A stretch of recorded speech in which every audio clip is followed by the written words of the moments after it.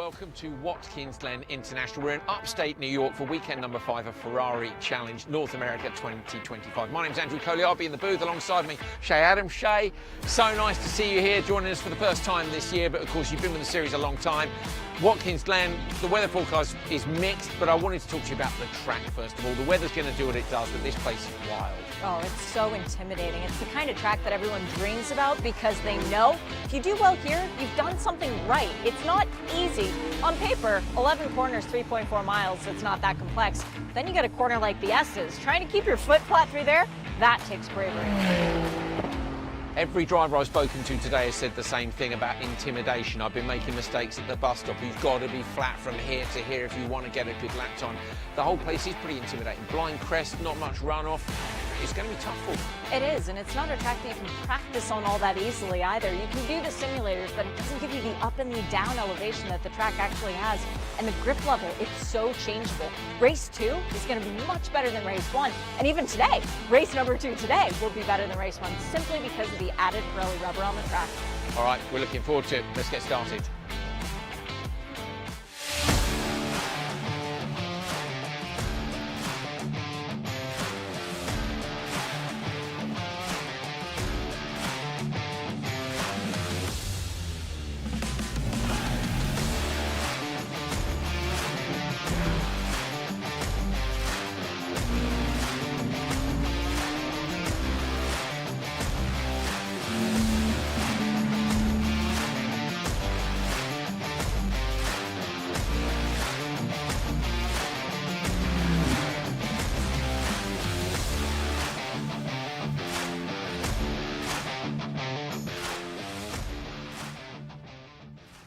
Let's get started indeed. Cars are down on the grid. We've been having a little photo shoot ahead of getting ourselves ready for the first race of the weekend here. Round 5 of Ferrari Challenge North America, coming to you from Watkins, Glen International, upstate New York, as we said earlier on in the show. Drivers are getting themselves ready. Teams are getting prepped. This is a safe the 5th weekend. Started over in California at Sonoma, then on to Daytona and Miami in Florida. Indianapolis Motor Speedway last time out to the famous speedway. Watkins Glen, Laguna Seca in September, so a bit of a break until that one. And then, of course, the World Finals, the Finale Mondiale. Drivers who decide to head on over there for that fantastic competition at the end of the year. Let's get ourselves underway.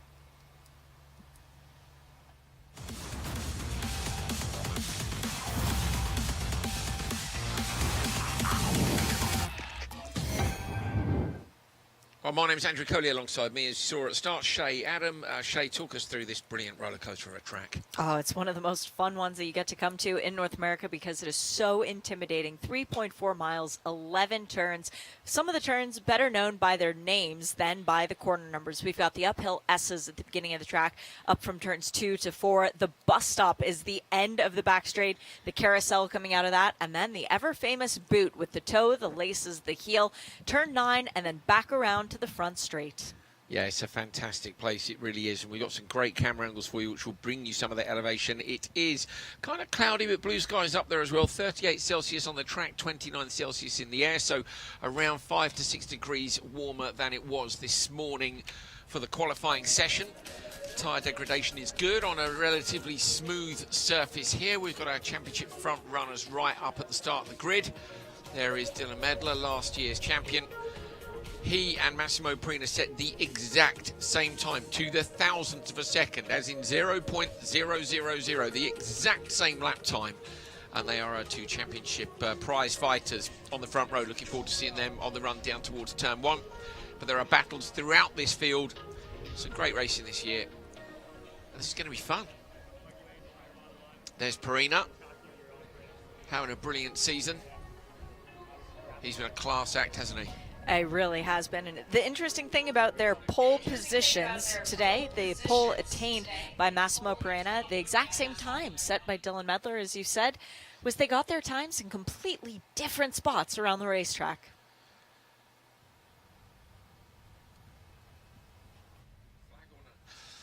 Still crowds down on the grid. drivers, some of them out of the cars, which I think is, in fact, most of them out of the cars. Looking at it, helmets are on top. Pretty wise when it's this warm. Sitting in the car is like sitting in an oven, you know, wearing ski thermals and a duffel jacket. It's really not the greatest place to be on a hot, warm day. I mean, it's great once you're running, but sitting in the car waiting for the start is mad. Yeah, it sounds lovely to me, but I'm a weirdo. I'm from Miami. We love the heat down there. A weirdo. That's great. Look at this fantastic unfurling of the American flag by the United States New York Army National Guard and Centralis Health Ambulance as well. Wonderful. Down at turn 2, right next to Casa Ferrari.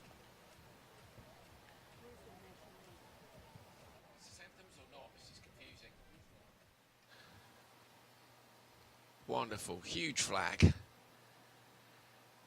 The formalities getting ready to get underway here at Watkins Glen International. Bringing the flag out. Then we'll get ready for our anthems. But what an experience for the men and women down there who represent our nation's colors to hold them out on the track surface. Now, ladies and gentlemen, if you are able, please stand and remove your hats for the Italian and the American national anthems, performed by renowned tenor Ganson Salmon.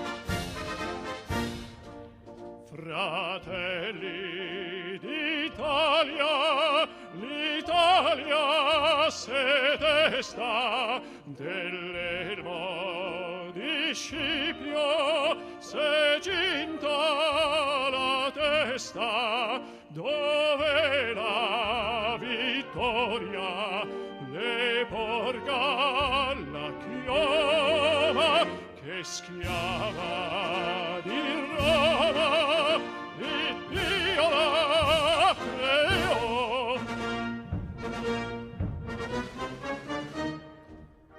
L'Italia s'è desta, dell'elmo di Scipio s'è ginta alla testa, dove la vittoria le porga la chioma che schiava di Roma, Dio la creò. Stringiamci a corte, siamo pronti alla morte, siamo pronti alla morte, l'Italia chiamò. Stringiamci a corte, siamo pronti alla morte, siamo pronti alla morte, l'Italia chiamò, sì.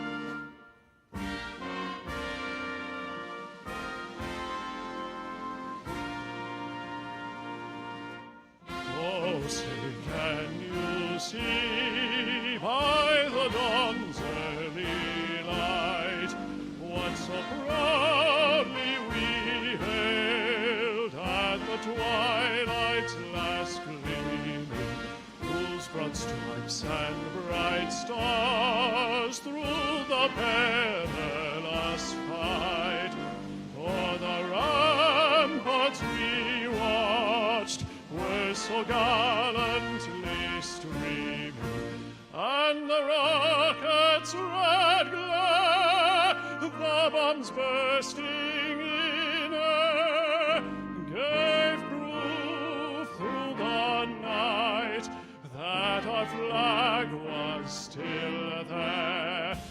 Oh, say does that star-spangled banner yet wave o'er the land of the free and the home of the brave.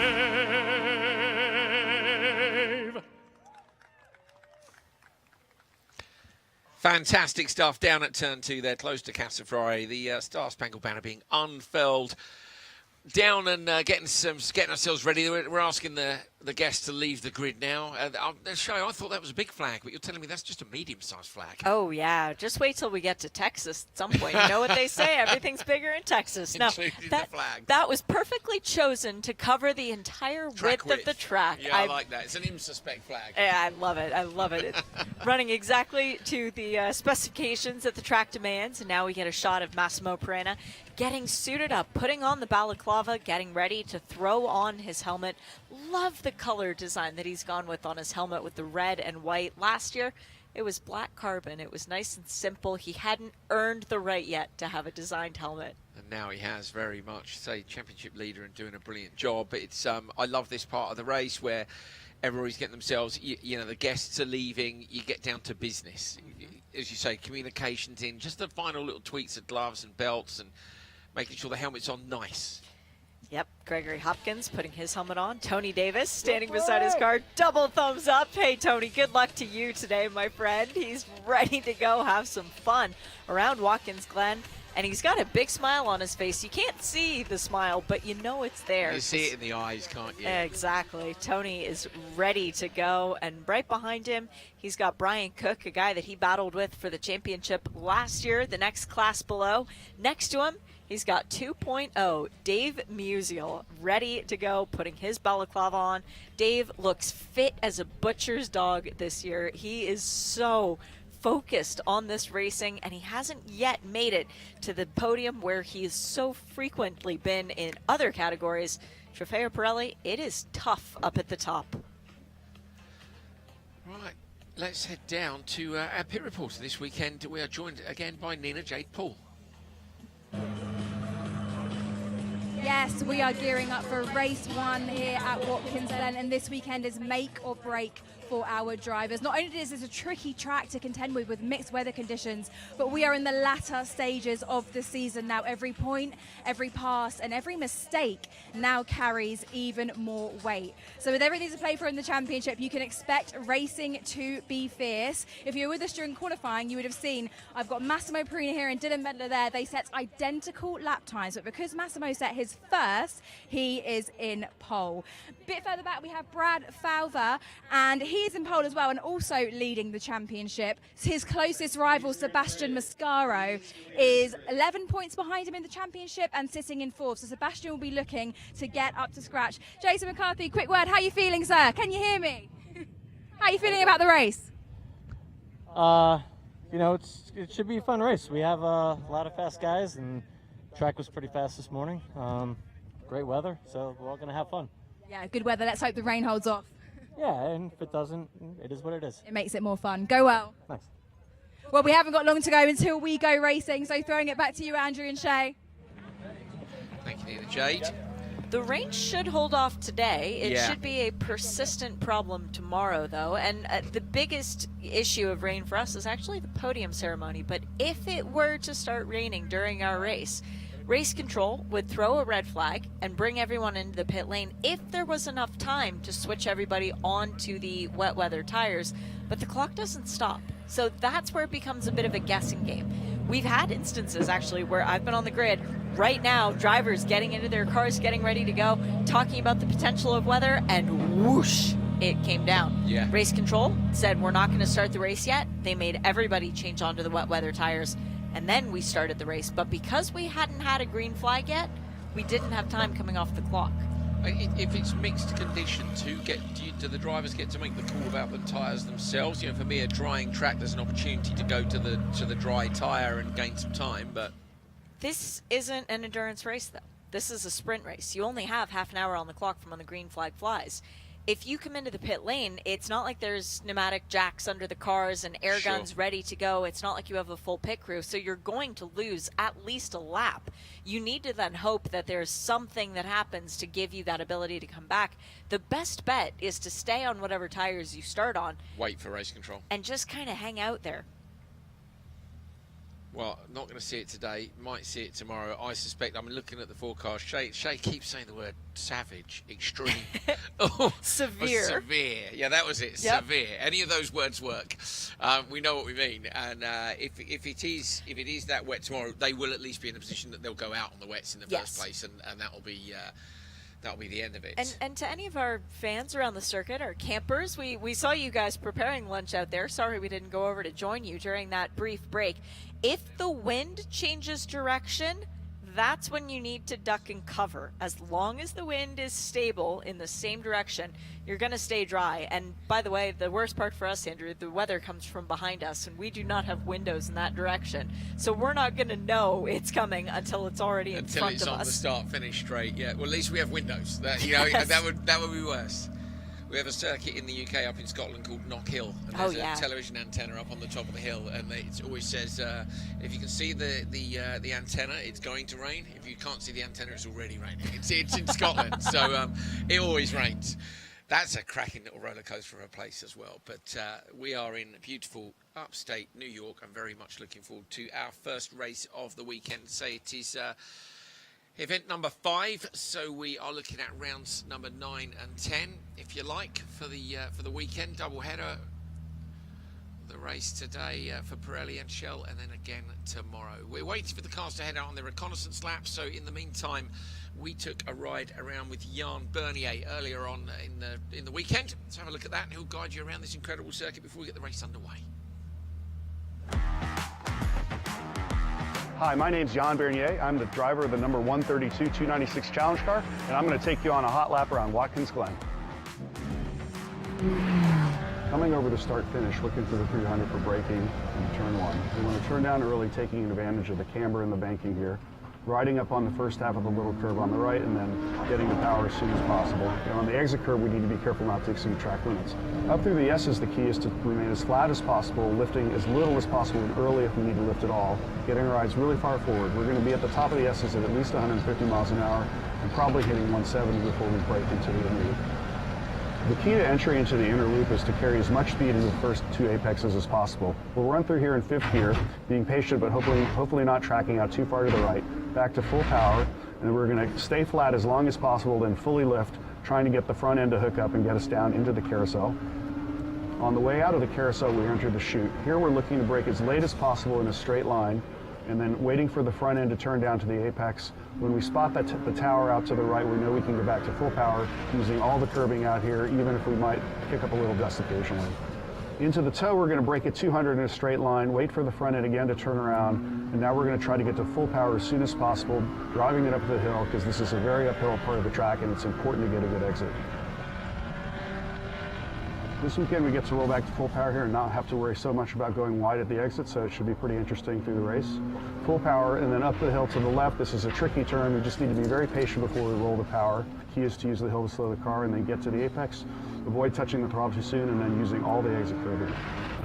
The last 2 turns, turn 11, are really part of the same complex. We want to sacrifice the exit at turn 10 here, just rolling it in 5th gear, full power, not going over this exit curve. We can get up against it. Braking at the end of the tire wall here, down to 4th gear, rotate the front of the car, and then full power. Hopefully we end up at the start-finish line with our mirror still attached, but sometimes we don't. And that's the lap around historic Watkins Glen International. I love that. Get to the finish line with the mirrors attached, but sometimes they're not. So let's see who comes in with their mirrors attached at the end of this one. They are heading out on the reconnaissance lap. We're looking forward to, say, 2 great days of racing, likely dry today and wet tomorrow. In the meantime, while we get them around to the start-finish line, take a look back at the action from our last round, round 4 from Indianapolis Motor Speedway.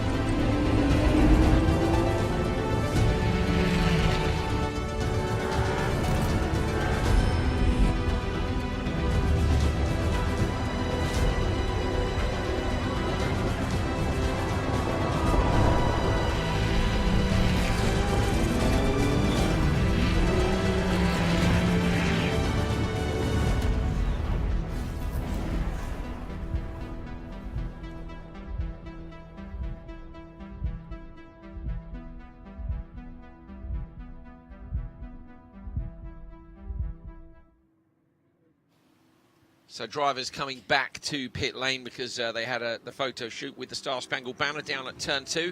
They'll complete this lap, come back into pit road, grid up, and then we'll have the Ferrari formalities to get things underway, and one more recce lap heading around, of course, to the rolling start. Always rolling starts. Not going to lie, I'd love to see standing starts. I do enjoy standing starts. I know it's a bit of carnage, but I do enjoy a standing start as well. Mildly sadistic. I'm a commentator. I just give me stuff to commentate. You know, a standing start's going to give you a bit more to commentate, but I get it as well. Yeah, I get it. The recon lap, as they said, was 1 7/8 of a recon lap for this one. For every other race, it will be 2 recon laps. They come back into the pit lane, they get in the grid formation, they sit there for about 5 minutes maximum. They're told to fire their engines, a job that I have loved in the past. Drivers starting Ferrari engines, and then we go off on our pace lap. So we will be getting racing here shortly. Within the next 10 minutes, we should see a green flag. And then it will be no holds bar, because of the drivers on the track, all 26 of them think they're worthy of winning a race. In reality, only 2 of them will be today. Let's see. Let's see how it all unfolds. I mean, you're right, it won't be more than 2, definitely, but it's let's see who gets it done. And of course, there are other prizes on the line as well. Ah, yes. You've got 2nd and 3rd. You've got the chance to take a point away for the fastest lap in the race. That's always valuable. You've got the ladies and gentlemen trophies. Those are in the Copa Shell categories, though. That's for the race still to come. What did you just spy with your little eye? Just looking at Mascaro's car in pit road. The black and gold of, I'm pretty sure it's Sebastian Mascaro's 29. car. Wondering if he didn't make it out to the photo, sure, if they've got some sort of an issue. You don't have to take both recon laps. You can come in at the end of the first one. Most drivers choose to do both laps. You get a little bit more heat in the tires, and then, of course, you're stationary for less time. But if your team doesn't think you need both laps, or perhaps you used up more of your tires in qualifying and you're trying to hold that little bit back, you want just an advantage of 3 miles, then maybe you come in. Yeah. I think I'd go for temperature personally. Same. I can't see much tyre wear happening on a recce lap. I'd be looking at consistent temperatures.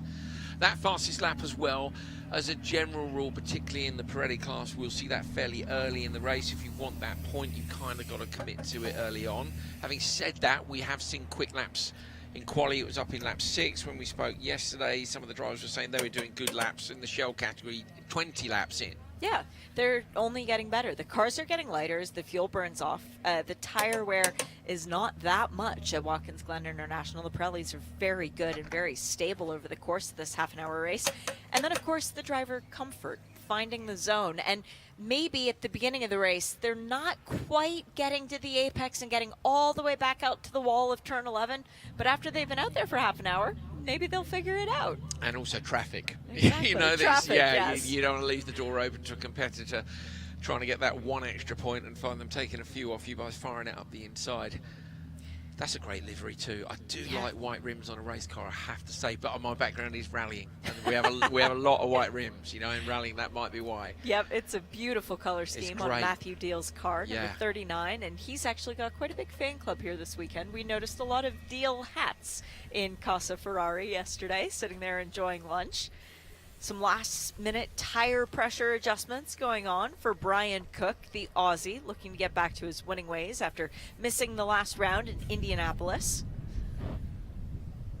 There's Dave Musial 2.0 in the zone, getting some last-minute words of advice from his team. Ferrari Lake Forest represented very well as he's got his Hydro Race bottle. He's taken in the last-minute bit of fluids. Super important as well on a hot and humid day. It is humid. It's up in the 80s in terms of percentage for humidity. That just makes it even closer and stickier in the car. And you get dehydrated and the reaction time drops off a cliff. I don't think people realise if you are thirsty, you are already dehydrated, and at that point your reaction time has already gone away. And that's mad science, but it's fact, and you've got to keep yourself topped up. I mean, people who know me well know that if I get hangry, it's already too late. Oh, it's the mate, same thing with hydration. That sounds terrible. I've got some chips here if if you're going to get hangry mid-race show.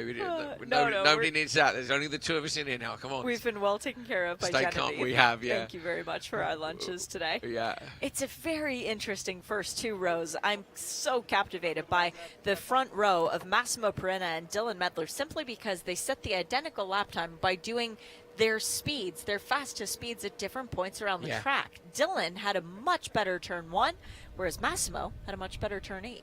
Yeah. Right, let's get ourselves down to the grid. We have a very special guest with us here today. We've seen some great sports movies over the years. You know, Days of Thunder relating to motorsport, of course, but there's another brilliant sports movie out there, and that's Happy Gilmore. We are honoured to have with us the actor Christopher McDonald. Drivers, start your Ferrari engines! Fantastic. Oh, chapeau. Excellent That job. is fantastic. That was fantastic. Oh. Shooter McGavin on the grid is, that's next level. Wow. Yeah, I could never top that. Well No, done, that's sir. it. You're Thank done. you. Christopher, thank you so much. That's it. Nobody else needs to do driver start your Ferrari engines again because that's fantastic. Thank you for coming along this weekend. Great to have you here with us. Brilliant movie too. Oh, Absolutely brilliant movie. Cult classic. Get in the fair to hole. say. Don't you want to go home? Isn't that the one as well where isn't it his grandma who's in the old people's home and he needs to get her out of the old people's home? I'm sure it is. And there's another famous actor whose name escapes me. There's a brilliant line about having a cup of tea, I believe. It's great. It's not one that we can quote on this particular race, but it's a good movie. It's a great movie. Our Right. Cars are rolling off, and our pole sitter in Trofeo Pirelli AM, Brad Favre, staring at the back of his son's car, Gray Favre, as they were on the grid. What a fun experience for the two of them. Yeah, there'll be a decent gap between them. We're going to separate the two fields as we get things underway. So here we go then. Let's get ready for the first race of Weekend 5, Ferrari Challenge North America.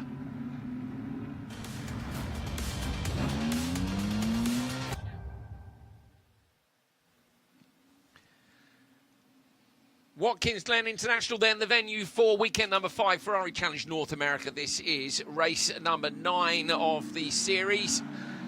On the front row, Massimo Perina and Dylan Medler. They are in that championship fight, and they set exactly the same times to the 1,000th of a second. Brian Cook and Jason McCarthy, row 2, their best qualifying performances of this season for both of them. Roberto Perina, Dave Musial Jr., 5th and 6th on the grid. Row 4, Tony Davison, Ethan McWilliams. Row 5 then is actually the back of the Trofeo Pirelli category, which is Gray Favre, and then the pole, Brad Favre, Trofeo Pirelli, and behind Michael Mathes and Martin Burrows. On to row 7, Sebastian Mascaro and Ray Acosta. Row number 8, Jay Logan and Ophir Levy. Bruce Cleveland and Gerdas Venslevas are the 9th row on the grid. Up next, Dave Musial and Gregory Hopkins. And it's Dan Magnaszewski and Matthew Diel with that fantastic livery and the white rims. Benoit Bergeron, Robert McWilliams, and the final row on the grid, Kevin Gutierrez and Michael Porter. Little screech of Pirelli rubber out there in the background had me and Shay just looking at each other for a moment. Somebody getting enthusiastic on the warm-up lap. Got to get the temperatures up where you want them. You can use the brakes to generate some heat as well through the rims and into the tyres. The teams, if they're on it, will have had those tyres sitting out in the sunshine here at Watkins Glen just to build that core temperature up.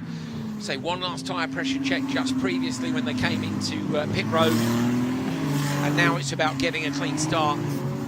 Shay, just quickly, you were in the driver's briefing. They're putting a gap again, as we did in Indianapolis, between the two categories that take place in the same race. Yes, they'll be doing that for both of the races today and again for tomorrow. They talked to the pole sitters of each of their respective classes, all 4 of them today, to lay out the expectations. And that's to try and give a little bit of a natural gap in the competition, help out the pole sitters in the secondary classes to then not be disadvantaged, because the pole sitter, as there were in this one in Trofeo Pirelli AM, would be starting on the wrong side of the track. Nope, this means that the pole sitter gets the preferred line and everything will be on its own race.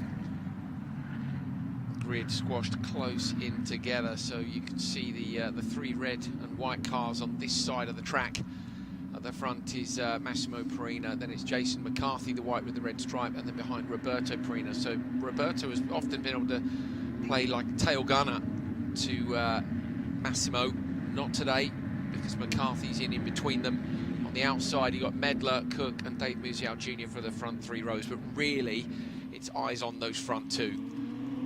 Can Medler get something special on the outside of Perina as they come down towards turn one? It could not be closer. That pack is absolutely jammed in, waiting for the go. Perina gets away nicely on the inside line. Medler not quite so quick to react, but as long as he gets there in P2, be happy with that. On the inside line, McCarthy will hold his position from Cook. Cook trying to go the long way around the outside. Cook might get this done. I think Cook's going to get into P3. McCarthy looks inside, but Cook has done it. So Cook moves up. Massimo's uncle is in P5, and then it's Musial P6. Very tidy start and a decent gap between the two categories. No drama. It was. This start will be investigated by race control. That is standard operating procedure, but it did look like they had a car move at least further down towards the wall in the secondary pack, so that would be in the AM category. But at the front, Massimo Perina doing what he does best, looking forward, ignoring the rest, and driving away. Medler's got to go with him. So last time Perina was able to check out. Medler can't allow that to happen. He's got to keep the pressure on. He's got to keep him driving a little bit on the mirrors. Got to go with him if he possibly can. And Dylan Medler knows that he's capable of going just as fast as Massimo Absolutely. Perina. When they set the identical time in qualifying, racing is different than qualifying, though. The cars are in different specifications, and you can't throw everything at it right at the beginning. You need a race car as good at the beginning as it is at the end. So he's looking close out front at the moment. Streaming through the background, quick glimpses of some of our front runners. Hard to pick them out at that pace. I think it's Mathis leading in Trofeo Pirelli M now. Yeah. Spin in the background. That's 46. Mons That's Martin Burrows. Yeah, Burrows has gone round, reverses the car off the track. That's great because we don't want to see any full course yellows. So Burrows will rejoin at the back. That's a bit of a disaster for him, but no damage done, and now can get actually one mirror missing. I say no damage done. The left mirror is missing. So that's our first. That's our first victim of the weekend. That's all right. Martin Burrows, a very capable driver, was second in the Trofeo Pirelli M1 category back in 2021. 4 wins and 8 podiums that year. He's been a champion in the 458 category. The 296 is still a bit of a challenge for him, but he's coming up to speed very well. And we're looking forward to now getting a bit of a comeback drive from Martin Burrows. This will be fun to watch. Oh, I love it. I love seeing someone come back through the field if we possibly can. Perina leads by 0.8 of a second from Cook, McCarthy, Perina, Musial Jr., Davis, McWilliams, and Fowler. It is indeed Mathis who leads in Pirelli Am from Brad Fowler and Sebastian Mascaro. I think you just saw Mascaro bottom left of your picture, and this is the cars, of course, up at the bus stop. You've got to murder the chicane on the way in and use all the curb, both sides of it. Entry speed around, well, the terminal speed's about, what do we say, 172 max without a tow, 110 on the way in, and then at the entry point to the second part, around 95 miles an hour. And that's one of the slowest parts on this circuit. Most of the corners here are 4th, 5th gear. Out onto the dirt. We'd be remiss if we didn't acknowledge for the fans of Michael Mathis around the world, that is not what his race car normally looks like. Michael had a big off yesterday at the S's, the bottom of the S's. Speaking of a big off, managing to gather it back up. I think that was Michael Porter, perhaps, in the number 22, but no issues there as he continues on.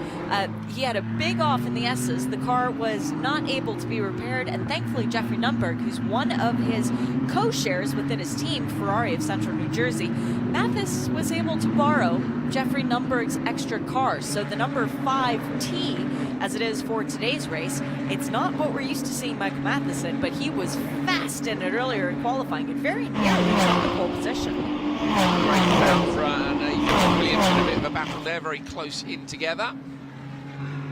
Right, we've got a triple. Medler's got a warning. Medler's got a warning. So is that for swapping lanes too early? The 3 red lines. Might be. Who's pulling off line to the inside? That's McCarthy. So it's McCarthy. I thought, for a second, I thought he pulled off line to let cars pass, but McCarthy is running out wide here. Is he trying to let people through? Whoa. Side by side in behind. That's Tony Davis going side by side through the S's. That was a very brave maneuver, but it was because McCarthy was slowing down through turn 2.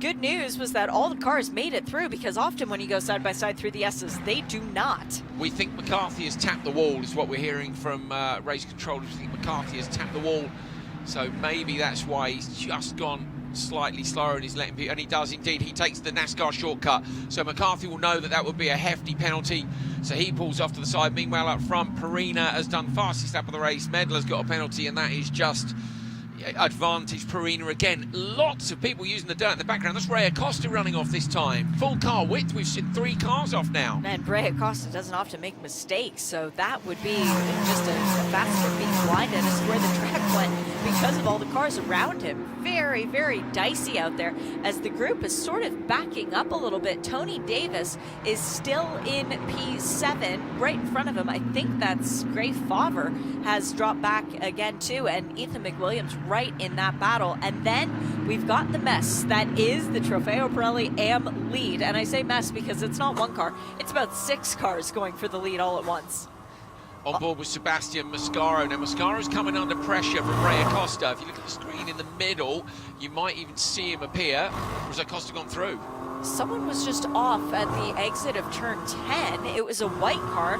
Now, that might have been McWilliams. No, it was McCarthy trying to make it back to the pit lane still. So we're on board with Mascaro.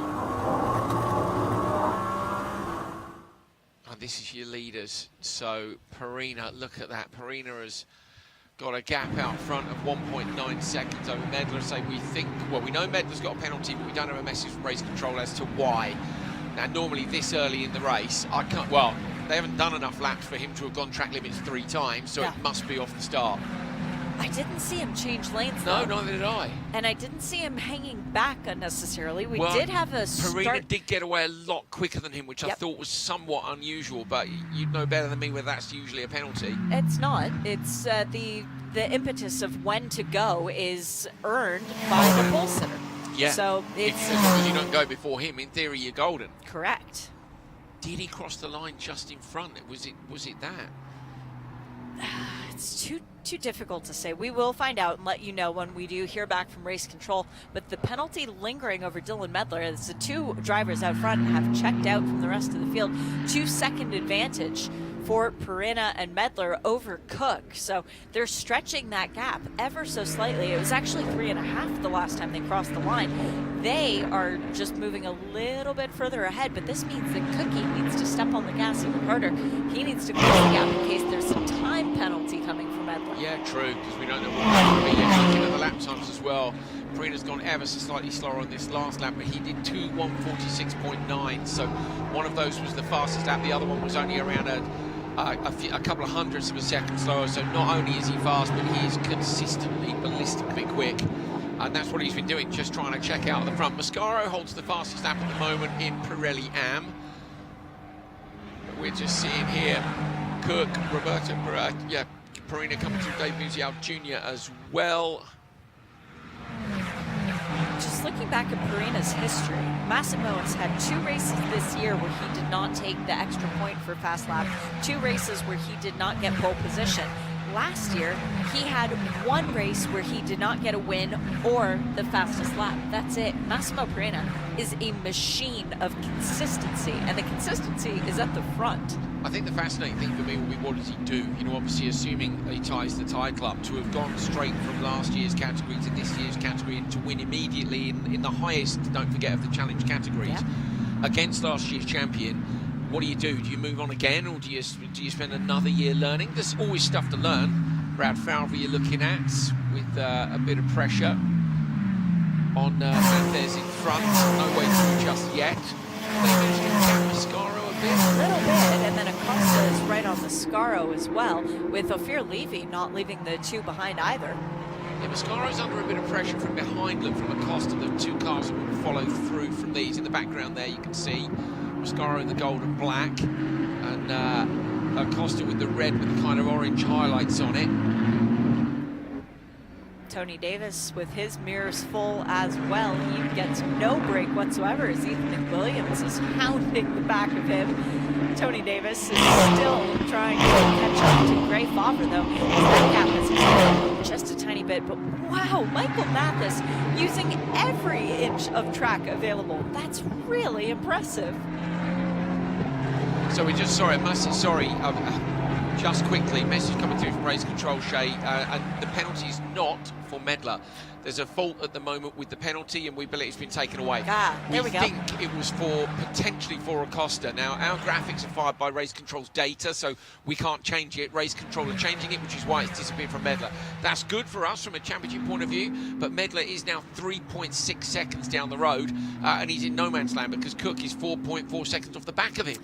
Yeah, that's going to be a difficult race for Dylan Medler unless we get some kind of intervention from the safety car.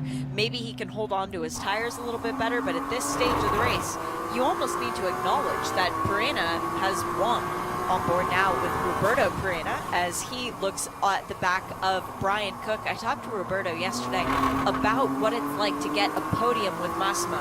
He said Indy, when they were 1-2, might have been the best moment of his life. Oh, that's brilliant. That was the pinnacle of his racing career, he said, until his own son starts racing. Fantastic. He's applying the pressure now, Perena, closing down on the brakes twice on Cook in front. Had a look up the inside. This is turn 9 with the double crest in it where it drops away on the exit.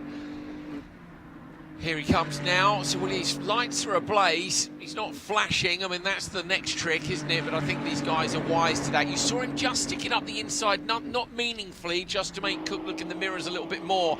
Now he takes a slightly lower line on the exit through turn 11. Onto the start-finish straight. That might have cost him a little bit of time, and you can now see the penalty has appeared on Ray Acosta, car number 7, P12. He is 4th in Pirelli Am. The fun thing for these two guys is they're both represented by the same dealer. They're both Ferrari of Seattle. Brian Cook and Roberto Perena, and Massimo Perena for that matter, they go over data together. They are under the same tent. So it's a great intra-team battle going on, and you know that both of their coaches are sitting next to each other somewhere, whether it's around the track or on the pit box, going, hey, he's going to get you. Yeah, but my guy will get your guy back in the next turn. So there's going to be some fun trash talking happening down at the Ferrari of Seattle dealer. Absolutely. Great shots in the bus stop chicane. You get an idea of how much they're allowed to cut. I mean, basically they can use the full width of the curb on the way in. When you look at the bus stop chicane on a track map, it looks like it's going to be super slow, and it just isn't. It's really wide. Using all the curb effectively almost makes it double track width. Yeah, they're coming in super hot into there.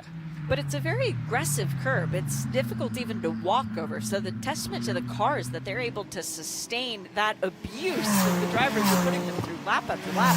And they're going faster than they were before. That's the more impressive bit. I thought Jan Bernier's on board. When you listen to it, you could really hear the rump as the car passes over all 4 of the curbs. Gives you a really good idea of just how aggressive they are. Now this is Mathez still with Favre behind. Favre with the fastest lap. Mascaro now has dropped back. He's 1.5 off the back. But I think, has Mascaro lost Acosta? What's the gap between him and Acosta? Yes. Yeah, there's visible... Gone up to a second. Visible air gap between the 3rd and 4th place cars in the Trofeo Pirelli Am. There is less gap as Brad Favre is keeping the pressure on Michael Mathis. I think Mathis might have actually thrown his rearview camera out the window. He's completely ignoring it. No pressure behind me. He's just driving calm and cool. Tricky to know really where you would pass here. Where are the best opportunities? You've got to be super close. Yeah, into turn 1 is a good one. Into the bus stop is another one that's a favorite. You can get it done into turn 8, but you have to be at the right position. Those are really the best opportunities. But right now, Brad Favre a little bit too far back from Michael Mathis to try and take advantage of that gap at any point around the track. Give him maybe another 2-3 laps at this pace, he would be right there. Favre looks to the inside, and then Mathez has to go slightly defensive on the way into the bus stop. Came in early. Doesn't seem to, if anything, he's stretched the gap by a couple of car lengths. It is close between them. Favre currently with the point for the fastest lap. That would be a 10-point advantage over Sebastian Mascaro before we even get to the final points. Just accounting for the bonus ones that he's already got today. And Acosta is closing on Mascaro.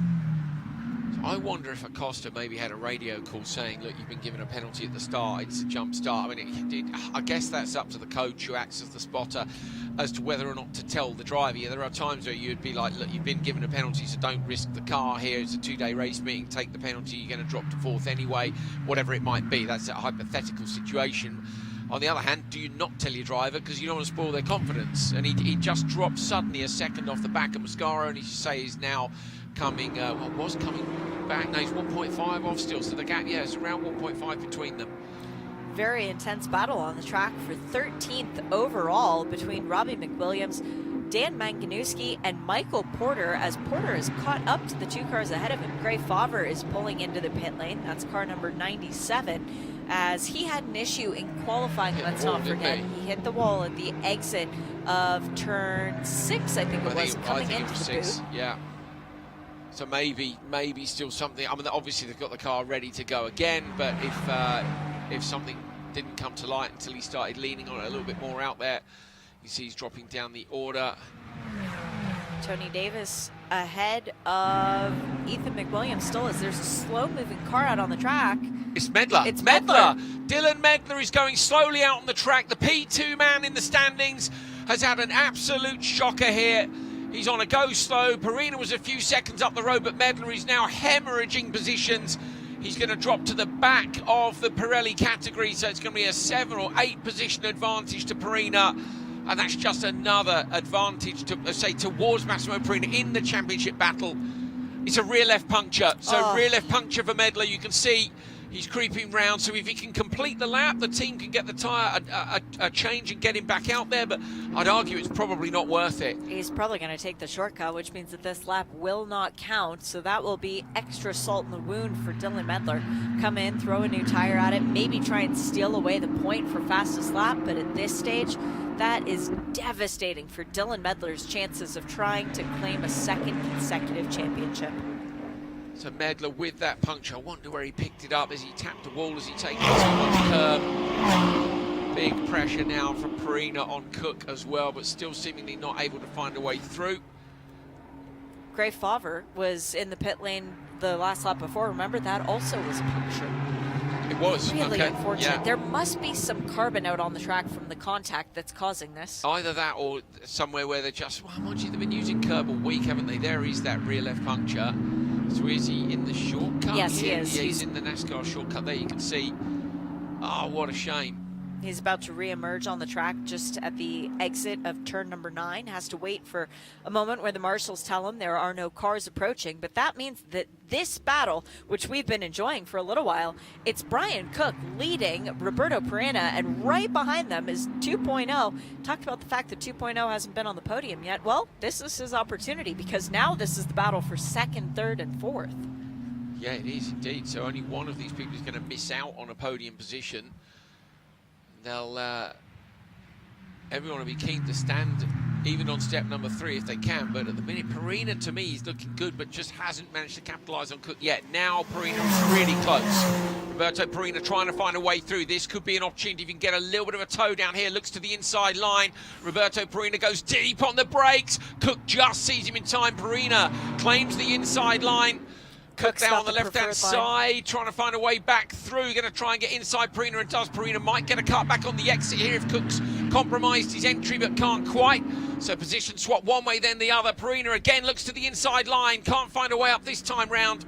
Nicely done by Cook to reclaim the position. Cook now runs wide. Musial is there to pick up the pieces. Cook late on the brakes, but out wide. Better exit speed for Perina through 11. Down onto the front straight. Cook's managed to light it up in time, though, and still holds the position. Cook goes defensive immediately at the exit of turn 11. He realizes he has to fade over toward the apex of turn 1 just to encourage Perina not to stick a nose in, but who's right there? 2.0 is in the mix all of a sudden. This battling drew him back in. Now Perina has to focus forward and backwards at the same time, but Roberto Perina is thinking about the 1-2 he got at Indy with Massimo. He wants to replicate that here at a track that means so much to his family. Musial Jr.'s best finish this year has been P6, so this is okay, yes, Medler's not in the mix, but it's still a great result, and more importantly to me, he's looking racy with Perina, who's been right on the pace. Roberto Perina has been right on the pace all year. So this is a great performance from both Cook and Musial Jr. And we can't count out the cars that have come into the pit lane. Dylan Medler, Gray Favre. I'm looking at Martin Burrows. He set the fastest lap of the race in Trofeo Pirelli AM. So once you have the element of competition taken out of it, and you're only competing with yourself and the clock, that's when we see these people stealing away the bonus points for the fastest lap. Coming up over the crest, this battle still. This is where Perina put the move on last time and is having another look. This time Perina again late on the brakes, but this time not quite close enough. Cook won't shut the door, sensibly leaves a little bit of breathing space on the inside line. You're on board now with Roberto Perina. Cook moves across to the right-hand side of the track to dummy off the entrance just a bit. Perina using the curb, and he'll be able to open the throttle a bit earlier now. Cook's getting away well, even when he compromises his entry speed. He still gets a good exit. Bad news, bad news. Dylan Medler is behind the wall. He will not go back out onto the racetrack. This is day done for the man who won the Trofeo Pirelli Championship last year. That's a shocker for Medler. Then the puncture, the team deciding there isn't enough time with 9 minutes 50 left. That everybody would be more than a lap up on him. Effectively, you're just going out and risking the car. The only thing you could have done is go for fastest lap, but if you're only changing one boot, the likelihood is it's not going to be in the rubber. Brian Cook is doing a fantastic job of holding off Roberto Perina, but we have a third of the race to go. You almost get the feeling like Perina is just doing boxing jabs. He's trying to figure out where his competitor is weaker than me, saving the opportunity to make the pass where he doesn't need to be the hunted at this point. He's happy to just sit there. Thing is as well, if you can spring a move on the last lap and know they're not going to get the chance to come back at you, that's always a nice one as well, isn't it? So he might be sitting tight, as you say. We know the move that he likes. We've seen it once already. Here's Mascaro with Acosta in behind. Acosta, we know, has got a penalty, and Mascaro has just dropped slightly back from Favre and Math there, so you can see a little way up the road. The gap between them is 1.9. So this is a false battle for the last step on the podium in this category, because even if Acosta managed to get around Mascaro, he would still need to build a big enough gap that even when the time penalty is then applied, he would be able to hold on to that podium position. But Ray Acosta is a man who is capable of doing things like that. His first weekend in Ferrari Challenge, 2 races, he set fast lap in each of the races. Yeah, fantastic job.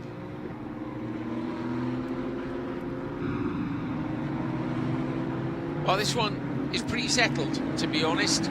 It's we're not seeing tons of attempts at making passes.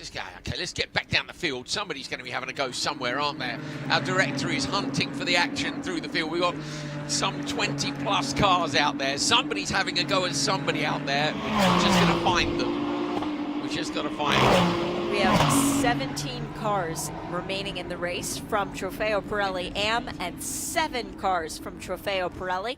The AM category still led by Michael Mathis, with Brad Favre still looking for a way by, but being ever so patient. Massimo Perina with a 16-second lead after, 23 minutes of racing. This young man is something special. He's out there. Brian Cook is in second, and now we've got a bit of a battle. Dave Musial trying to fend off Martin Burrows. I said Martin Burrows is somebody to watch on a chargeback. Well, he's a lap down, but he is still battling with the gentleman that he normally battles with and has for many, many years now, Dave Musial. It's a tricky one, isn't it, when you are a lap down, because it's whether or not you feel you should go back through. But also the driver is in front of you. You can just go, I tell you what, mate, knock yourself out. You're a lap down on me. If you want to have a big old push, go for it. I in those circumstances, might be tempted to let them go if there's nothing to be gained by driving defensively and holding them behind you, just losing time. Exactly. And, you know, Dave Musial is paying the same as Martin Burrows to be on the racetrack right now. Yeah. They've known each other for many years. They both love racing. That's the point of this. Why not go out there and have a great battle? You might learn something about the guy so that when you guys are in effectively the same race on the same lap going for a podium, you might be able to say, hey, I remember when I passed you at turn 8 of Watkins Glen in 2025, I was able to sell him a dummy. Maybe I can do that again. Having a look at who the shakers and movers are, Benoit Bergeron and Porter are our 2 biggest winners, going up 6 places each. Gray Favre and Burrows dropping down a long way, along with Dylan Medler, of course. Everybody else just a position up or a position down. I think most of that probably happened on the first couple of laps. only 2 retirements in today's race. Dylan Medler, after that issue, we still didn't see where it happened, but it was very early on in the lap because he was going slow coming into the bus stop. Yeah, it was. Yeah, if you think about it, I can't think that you could have tapped the wall anywhere there at that speed without taking the car off. If you think about there isn't a wall outside turn 1. Turn 2 is 6 to 10 feet off on the grass, so has he gone behind a curb, has he dropped a wheel off the pavement somewhere, and then when you rejoin you can cut the side of the tyre? It's hard to know. Could be the exit curbing of turn 1, but again, it's one of those things that we don't know, and the ultimate answer is it's not important. What's important is he's out of the race, and that's the most devastating thing for his championship. But he, along with Jason McCarthy, are the 2 drivers from this race that we have lost so far. Brian Cook and Roberto Perena don't know anything about that, and they don't care anything about that because they are involved in this battle for a bigger trophy. Perena, I thought, might have another look here, but he's decided he's not close enough. The time he had a look, and now Cook runs a bit deep, so Perena does get inside. Cook's picked up understeer. Cook, though's got the inside line for the left-hander, but Perena will try and get round and can't. Perena now cuts back to that inside line again. Perena sideways on the exit, lights the throttle up on the 296 challenge just a little bit earlier. He's really showing his nose in Cook's mirrors now. Cook, for me, defensively driving, is somehow still getting great exit speed. Even with the mistake he made there, he held on. Now again, Perena can have another look. This is another favoured position down into turn 1, but he's a few car lengths back, and if he can't pick up the toe, he can't get close enough. Musial Jr. now has a look in the mirrors as well. I think Musial Jr. might fancy his chances here of picking up P2. Yeah, Musial Jr. just needs to be patient, and if he can, 2.0 might find himself in second place if the cars in front wind up in a tangle of carbon fiber. But Brian Cook might need to be renamed from Cookie Monster to the Angry Wombat, because I have no idea how he managed to hang on to that position. He was so far off the apex at turn 8, and then still, desperation. He kept his momentum up, he fought with his claws, and he kept the position brilliantly. It was clean driving, but it was really just desperate.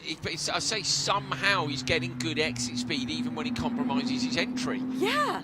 It's a little unfathomable. I imagine for Perena, it's a little bit annoying. You know, when you see the driver in front go defensive, you're thinking, right, I'll get you on the exit. One thing I would say is potentially Cook may have had the best out of his front tyres. With 3 minutes 30 to go, I think if Perena's going to make a decisive move, it's got to come soon. And if he knows that maybe he's struggling with the front a little bit, he'll have an idea of where he might want to stick that move on. This is Mathes with foul from behind, is it? That's Michael Porter. He's actually managed to put a Trofeo Pirelli car between himself and the next in class.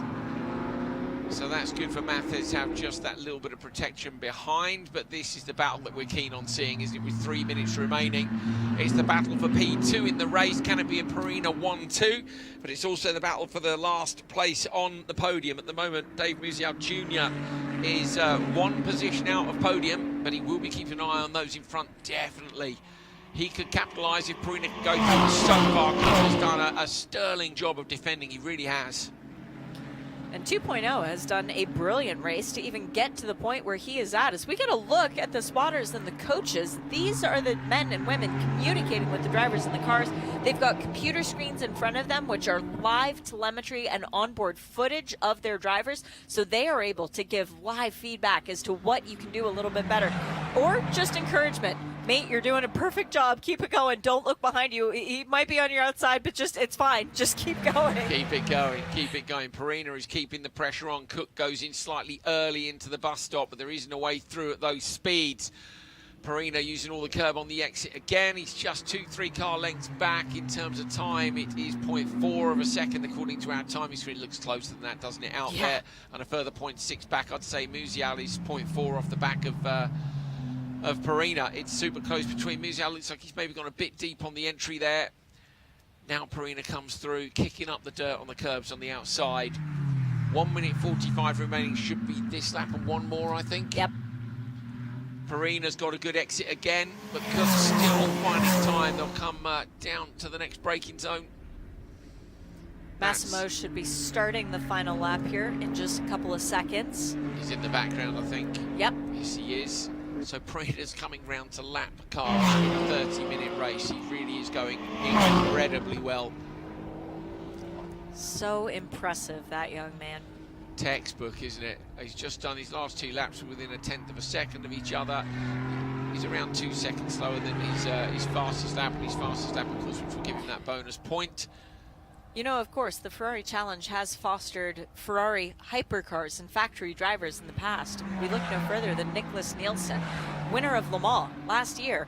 I wonder if maybe we're starting to see the early days of the next Nicholas Nielsen and Massimo Pereira. This would be his second consecutive year in Ferrari Challenge winning a championship. What more can you ask for a Ferrari factory driver? Yeah, agreed. You'd have to have eyes on, and that again is proof of how the ladder works, the capability to move up, and in this case, move up very quickly. You're looking at the other Perina, Roberto, who only has the remaining turns on this lap to try and stick a move on his rival Brian Cook. Cook trying to hold on to P2, which I'm fairly sure will be his best result of the season. Yes, it will. He's had a fourth in Miami, was Cook's best result. Let's say Dave Musial Jr.'s best result was a P6, so the drivers in second and fourth are on for their best results.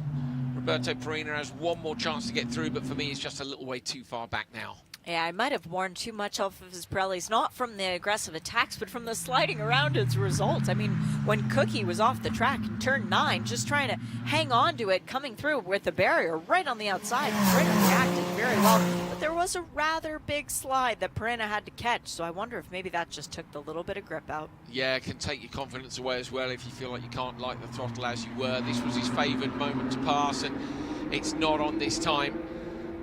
Massimo Perina is absolutely miles in front, 19.0 seconds. Here comes Perina now. It is the 5th time this year that he has taken the pole, the win, and the fastest lap. It's a dominant performance from Massimo Perina, and with problems for his championship rival, he is now massively in the favoured seat to take the title in 2025. Coming down to the finish line, Cook with an absolutely brilliant defensive drive. Brian Cook holding off Roberto Perina despite many attempts by Roberto. They get P2 and P3. It's best finishes for Cook and Musial Jr. as well in second and fourth place. Here's your winner coming to the line now, Michael Mathes, despite yesterday losing a wheel and hitting the barriers in turn 2, comes back today to take the win in Trofeo Pirelli Am. Fantastic performance. And behind Brad Falvera and Sebastian Mascaro are our podium finishers in that category. Ray Acosta drops down the order a little bit. I'm assuming that's where they've added the penalty at the end of the race, unless he's had a problem on the final lap. As he's crossed the line, the time penalty will apply. The rest of the field coming through. It's DL with the white rims out front.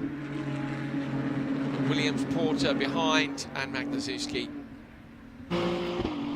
Bottom of your screen, though, Dylan Medler, last year's champion. P2 in the standings, unfortunately finishes this one in pit road. And that is, as we say, big advantage. Massimo Perina, what a performance from him today. Couldn't ask for anything more from Massimo. No, literally. Literally. There are no more points available. No, and he put his head down and he did exactly what he needed to do and what he does best. And especially with the potential of tomorrow being a very different condition to what we have today, Massimo capitalized exactly how he needed. I think to have... to get a pole race win and a fastest lap is tough enough. Yeah. To have 5 out of 9 is crazy. Yeah. And when you consider it's what he did in every race last year except for one, that's even more impressive. But how about the day for Michael Mathis? Yesterday, it ended coming back in a tow truck. Yeah, in the wall at 120 odd miles an hour probably there? Probably close to it. Yeah. He was looking at his car completely damaged. He was a bit dejected. Talked to him, got his spirits up by bringing up the fact that Watkins Glen has been kind to him in the past, including in the rain. And now he gets to go on the top step of the podium at Watkins Glen again. Michael Mathis is going to ask for a challenge to change the calendar to every round being here. Yes. Yeah, the Watkins Glen Ferrari challenge. Yes. Let's take a look at the results then from race 1 of weekend number 5. Massimo Perina with an absolutely brilliant performance, winning by 17.8 seconds. He was able to roll off on the last lap. It's pole, it's the win, it's the fastest lap for the 5th time this season in the 9 rounds so far. Brian Cook and Roberto Perina round out the podium. Cook with his best result of the year, and Dave Musial Jr. in 4th, the same. Tony Davis 5th. Michael Mathes wins Pirelli Am in P6, ahead of Ethan McWilliams from the Pirelli category. So in 2nd and 3rd place in that category, Brad Falvera and Sebastian Mascaro. Ophir Levy gets P4. That's 10th overall. Then it's Cleveland, Venceslas, Acosta, Musial, Logan, Hopkins, Bergeron, DL and McWilliams down to P19. And then we have Porter, Magnazuski, Favre, Gutierrez, Burrows. And look at that, Dylan Medler down in 25th place, 9 laps due to a rear left puncture. He was out of the fight. McCarthy, P26. So a couple of shockers there, 2-3 drivers from Trofeo Pirelli at the bottom of the table.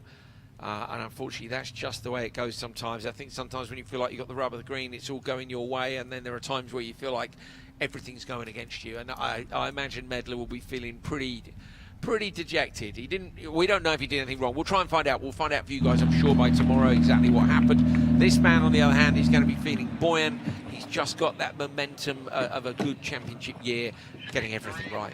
And the best part of it all for Dylan Medler, if you're trying to make hay while the sun shines, he doesn't have to wait until September to try and get redemption. He can go back out again tomorrow, so it's only one night. If this had happened race 2 instead of race 1, he would have had to think about what happened today for the next 6 weeks. Yeah. There's his dad, Tino, greeting him. Oh, look at that. That's really cool. That is really cool. Super pleased for Cook in P2, even though he's coming ahead of his uncle. That's a lovely touch. And this is a podium sweep for this tent, for this organization. Ferrari of Seattle, 1, 2, and 3. And yeah, for Massimo to see that much excitement, to see Cookie and celebrate with 2 of his teammates, that's a really cool day. I wonder if Roberto Prina might have been a bit harder on Cookie had they not been running out the same tent, you know, for P3, P2. They'd have been stoked anyway. They'll have enjoyed the fight. You talk to drivers, and if they're not winning, they'd like a good race. Yeah, and if they're not winning, they like to see somebody that they like winning or being ahead of them. And or a teammate. For Roberto Perena, I mean, this is a dream situation would be him winning, of course, but with his nephew on the top step and then a guy that he's worked with for a couple of years now under the same tent coming in P2. They had a great battle the whole time through. It doesn't get much better than that. Podium's going to be good later, isn't it? A representative from Ferrari of Seattle, not just for the win. Normally they're up there with just the winner. They're going to be up there with all 3 cars. That's epic. And 3 bottles of champagne directed at them, I would imagine. Oh, 100%. There's no rules on the team representative, are there? They're not wearing those clothes tomorrow, so they can get the shower.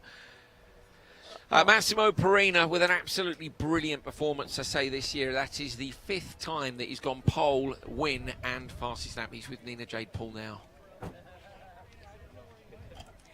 An incredibly commanding drive from Massimo Perena. Like you say, Andrew, pole, win, fastest lap, finishing 19 seconds ahead of 2nd place. Massimo, what was the key to your victory today? Just keep it on the black stuff. That was really it. Just once I heard that Dylan got a flat, it was just keep it on the road and Sunday drive. I mean, it's a great day for Ferrari of Seattle as well. You must be happy for your team. How important is momentum to you, especially with your closest championship rival not finishing today? Incredibly. I mean, we've only got, I believe it's now 5 rounds or races remaining, 3 rounds. The gap and the momentum is absolutely paramount. Well done today. Celebrate tonight. Thank you very much. Will do. All smiles, great job done today, another job to do tomorrow. That's the curbs getting monstered in the background by Dylan Medler. Actually, I mean, we know it wasn't that point on the circuit. He picked up his puncture because he had it before it. If the puncture had been a bit later, he might have been able to get back out. But the man in front of him, Massimo Perena, had put in an incredible stint anyway and had a decent gap out front. And he's now got a decent gap, an even bigger gap in the championship standings. 307 points to Dylan Medler's 268. 39 points is pretty sure more than you can win in a race day by some margin. So we've got a race in hand. That might be handy with tomorrow's weather looking tricky. Roberto Perena moves up ahead of Johnny Kaminsky. Remember, Kaminsky can't compete this weekend. He's not old enough to compete at this circuit. Dave Musial Jr. moves ahead of Gray Favre. Tony Davis is 7th. Ethan McWilliams is in P8. Then we've got Jason McCarthy, Brian Cook. Brilliant result today. Moves up 1 ahead of Manny Franco, not racing here, and Luke French.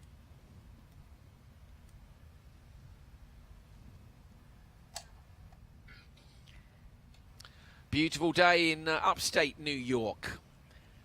Sun shining, a little bit of light cloud cover. Appalling forecast for tomorrow. I have to say I'm quite excited about it. But we've got Nina Jade Paul, who's got Michael Mathes now, the winner of Brilliant. Michael Mathers, this is motor racing in the wall during the official practice sessions yesterday and winning top step today. Talk us through your emotions. Well, you know, yesterday was a mechanical failure, and so not much you can do about it. It was a pretty horrific hit to the wall, but I don't think it shook my confidence because it was the car that broke, and those things happen. You know, fortunately, a friend of mine, Jeffrey, stepped up and said, "You can use my car," and got in it cold this morning, and car worked great. Got in P2 and just got a great start on a good friend of mine, Brad. And you like this track. You've gone well here in the past. How are you feeling about tomorrow now? Well, I was actually before I was hoping for rain because last time I was here that I won was in the rain, and I seemed to do well in the rain. But maybe after this, I'll hope for dry too. You didn't need the rain today. Congratulations, Michael. Thank you so much. Super calm Michael Mathers with a brilliant performance to say after yesterday's problems. I love his confidence. He says the car is not me, and that's the attitude you have to take when it wasn't your fault. You just have to keep full confidence. That's what he did, and it was a fantastic drive to take the win here in the Pirelli Am in the car he borrowed from Jeffrey Nürnberg. Hats off to Jeffrey. Here are the standings for Trofeo Pirelli Am after race number 9, the first of the 5th weekend of the year. Brad Falver ahead of Sebastian Mascara on the points, only 11 points in it. Look, Dave Musial, though, there is a couple of points more thanks to various bonus points for fastest laps and pole. Dave Musial say P3, J. Logan P4, Ophir Levergeres, Venceslas Ray Acosta, Dan Magnazuski to P8. Venceslas moving up 2 spots there.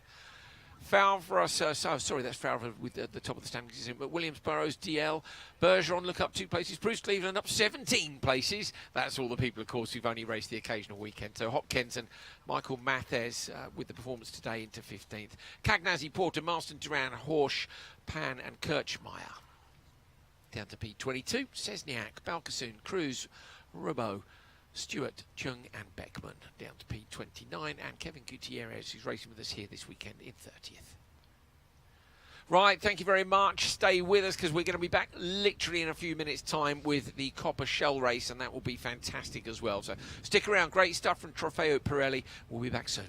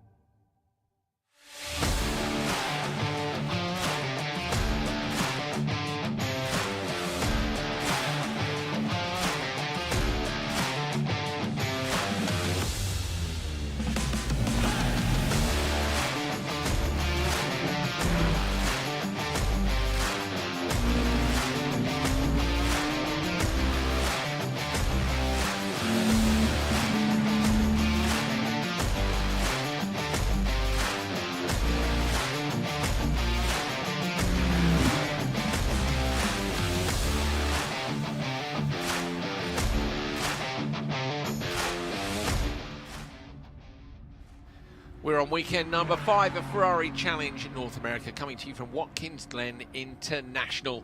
The Shell and Shell Am race is coming up for you next. We've just had our Trofeo Pirelli and Trofeo Pirelli Am race. Not a lot of passing, has to be said. A lot was done on lap number 1.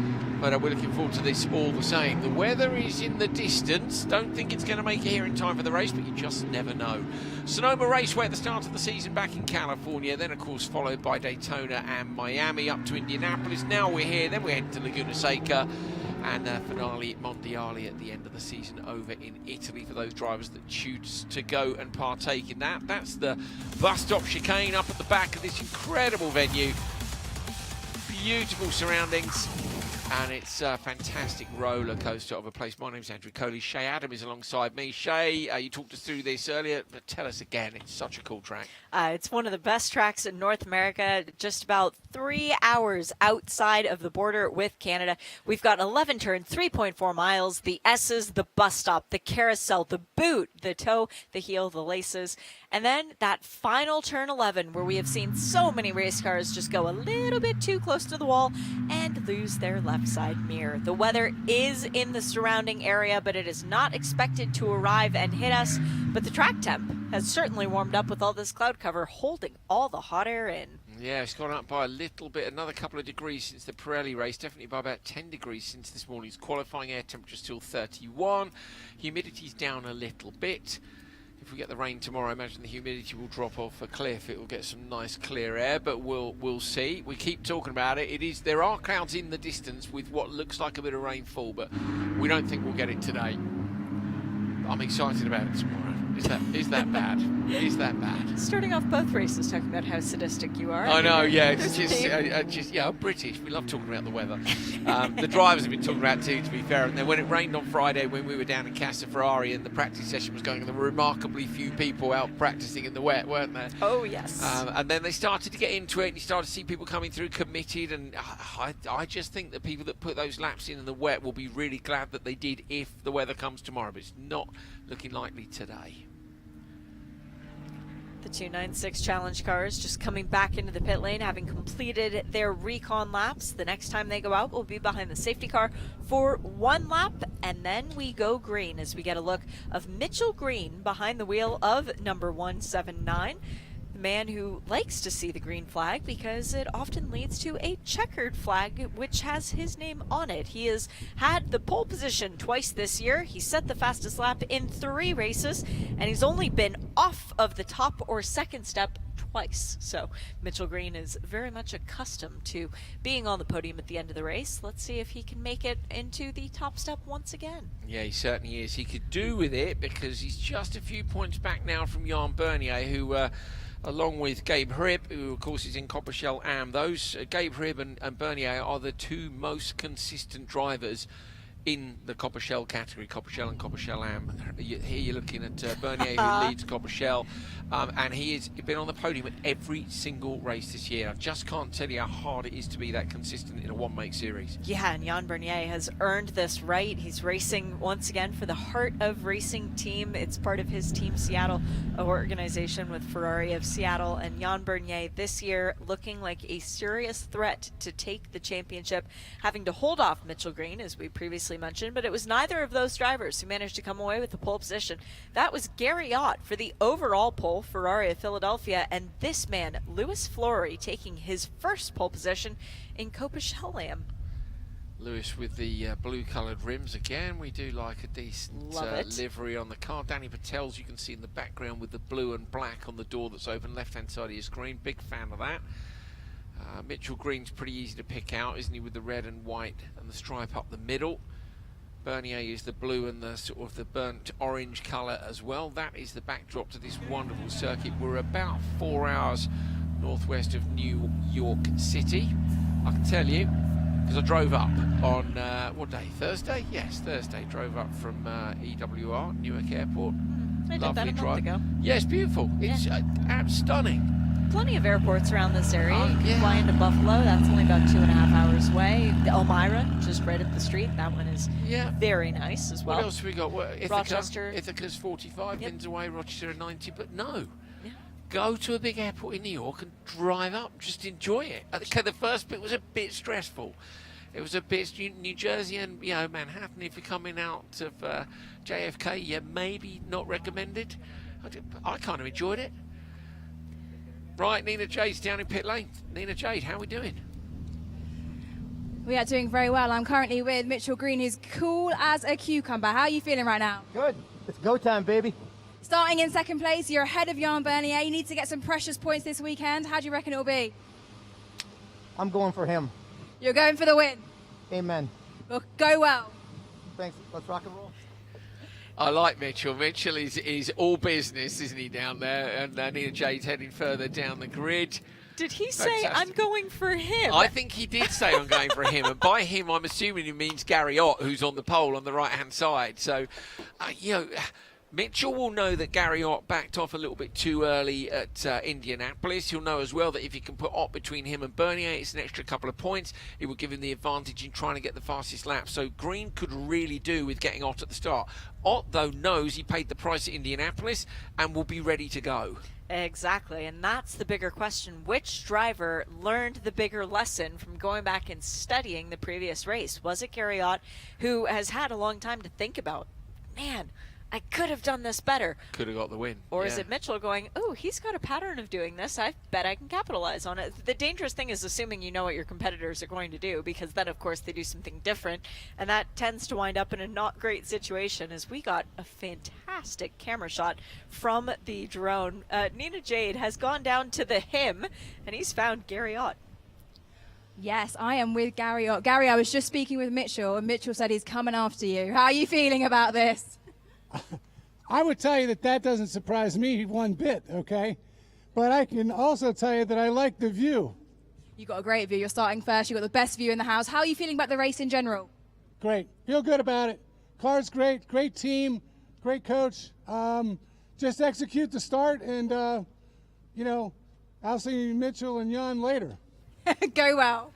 Okay, thank you. I love that. So Gary is like, I like the view, as in the view into turn one with nobody in front of it, and I want to keep the view. So he's like, I'll see them later. Exactly. So he'll be hoping to see them on the podium. Just for a little point of interest, Jarrett Billercheck and Roy Carroll both picked up 10-place penalties, and they are starting at the back of the Copper Shell grid. So are they going to be able to fight their way through? It'll be fun to see. Well, we just got a view of Roy Carroll's car, the number 121 with Be Safe written on the side. Roy knew that this penalty was coming. He didn't see the benefit of going out for qualifying and sacrificing his Pirelli, so we went out, did an outlap, and then came back into the pits. He's going to have the best tires in the field. But the best view right now of the field is down with Nina Jade.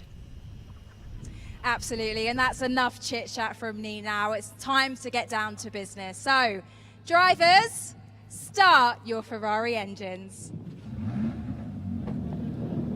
The rumble of the 296 Challenge machinery as we get ourselves ready for the second encounter of today, day one of weekend number 5 here, Ferrari Challenge North America. Teams are departing the grid. Drivers just pulling out wheel chocks from underneath so that they don't have to drive over anything to get away. Look at that. Once the single finger from Lewis Flory. He's like, I'm going to hang on to this. We got both our pole sitters, Flory and Ott, are desperate to hang on to their positions into the first corner. We'll see then if they can convert that to the win. Let's say Gary Ott this year has had 2 P2s and 2 P3s. Lewis Flory has had the win twice already, one in Indy and one in Daytona, so he's looking for a hat trick. And don't forget, it's his first season as well. It's impressive from Lewis Flory, really. Very impressive, very strong, coming out with swinging like this. On the hood of Gary Ott's car, it says, thanks, Kathy. I got final approval. Kathy is Mrs. Gary Ott, and Kathy is the one who decides if he goes racing. So we need to say thanks, Kathy, for letting today's pole position happen, and hopefully your boy can bring home a nice big trophy for you as well. And I know that he's got a lot of fans out there, does Gary Ott, a lot of friends wishing him on, and we wish for a good race, and let's see if he can hang on to that clear track in front. I like Gary. He's a great bloke. He's so friendly. Always been one of the first drivers to come and introduce himself to me in hospitality, and we had a good old chat about things, and he's ready to go. It'd be great to see him take the win, but he's got some serious competition as well. let's take a look at the grid then for this encounter for Coppershell and Coppershell, and from Watkins Glen International, Gary Ott and Mitchell Green on the front row, from Jan Bernier and Brian Walterstorff. Bernier, the championship leader, hasn't been off the podium. Can he get there again today? Brad Evans and Andrew Parker, row 3. Row 4 is John Viscup and Mike Luley. Luley celebrating 30 years in this series, having driven every Ferrari Challenge car there has been. Joe Sposato and Lisa Clark are on row number 5. Row number 6, Mike Chen and Joel Rose are 11th and 12th in the lineup. We've then got Jarrett Bilacek and Roy Carroll, both with a 10 grid penalty for an incident in Indianapolis. Lewis Flory, the pole sitter in Coppershell Am, with Michael Owens next to him. Then it's Lance Corley and Gabe Hrib. Gabe Hrib, the series standing leader at the minute. Jeffrey Nunberg, who very kindly lent his car to his mate in the previous race, with Melissa Kozira alongside Danny Patel, who got in that position after just 2 laps, which is pretty impressive. I think Ed Vartugin alongside Helen Chu and Jeffrey Keel. And then it's Tom Petromolo and Henry Hummel on row 13, and row 14, Ramchada and Anthony DiCarlo. That is a lot of cars to get through turn 1 safely, not just turn 1, but of course the rest of the field as well. Looking forward to seeing, you just saw Bilacek and Carroll at the back of your picture there, those drivers with the penalties who are looking to fight their way back through. And now people are starting to warm up the tyres and the brakes up front. Ott, Mitchell, Green behind, and then Jan Bernier. So it's Bernier and Mitchell Green are the 2 championship front runners in P2 and P3. Oh, everyone's getting a little bit close, aren't they, with the braking and tyre warming up. Come on now, give yourselves a bit of space. You want to do that down into turn 1. No contact on the warm-up lap, please, folks. They've already established their false gap as well. We're doing the same as we did for race number 1, where the 2 categories will have a bit of a split between them, and the onus is on the pole sitter as to when they decide to hit the loud pedal and get the race started. Of course, the green flag will fly, but there is a start zone, and anytime that they are within that start zone, that's when the pole sitter can say, I'm going, and the green flag has to follow them. So don't jump the start. We saw the penalty for that in the previous one. Yep. You need to wait. Don't cross the line too early. But also don't wait too long. You wait too long and you're in trouble. 2 non-starters in the field, and there is a gap where Mike Chen should be starting in P11. He is not going to take the green flag from the racetrack. He'll start in the pit lane, and Anthony DiCarlo is registering as a non-starter as well. Looking for the safety car to peel off to the right-hand side. The safety car goes. So now this time Gary Ott then will want to hold on to P1 on the run through turn 1, but he's got Mitchell Green alongside him. It's a good start by Gary Ott. Bernier 2. Bernier will look inside. Mitchell Green on the run into the first corner. Bernier goes super deep up the inside of Ott. Mitchell Green goes around the outside. Gary Ott got mugged in turn 1 again. Green to the lead, but Jan Bernier is alongside him. Bernier has the inside line on the run to the S's. Green turns in across the nose, just holds on. So Mitchell Green leads from Jan Bernier. Gary Ott now coming under pressure from Brian Walterstorff in the background. Gary Ott will be so disappointed. He got a great rolling start, but just a bit too cautious on the brakes. And those 2 with a bit more experience able to get through. Walterstorff now having a look as well. Ott's got to try and hold on to P3 here, get the lap speed and get back to the front 2. This is the championship battle playing out right in front of us, because first and second in points are first and second on the track, with third back in third once again. The very impressive start there from both Mitchell Green and Jan Bernier to be so brave on the brakes, and poor Gary Ott did not see that coming. No, he didn't. Both sides, wasn't it? And unfortunately, if you get done on one side, you're so distracted that side, you're never going to see the other side either. In some ways, I think he might have done better just to move more across the track and reclaim the inside line. But if you do that, I think he might have got passed by 1. But you know what? They all made it through. They There's did. no damage Yes, to any of the cars. That is possibly the most impressive part of that start.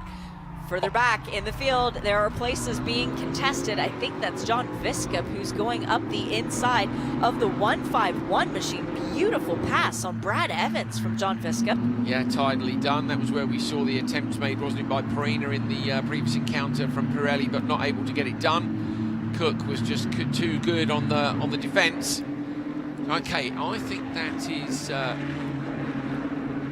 So Owens has got past Flory, we're hearing, for the lead here of Shell Am. The purple and green car having to split. The spin in the front as well. Crash. We got a spin in the wall, a lot of damage on the front of that car. Didn't see who it was.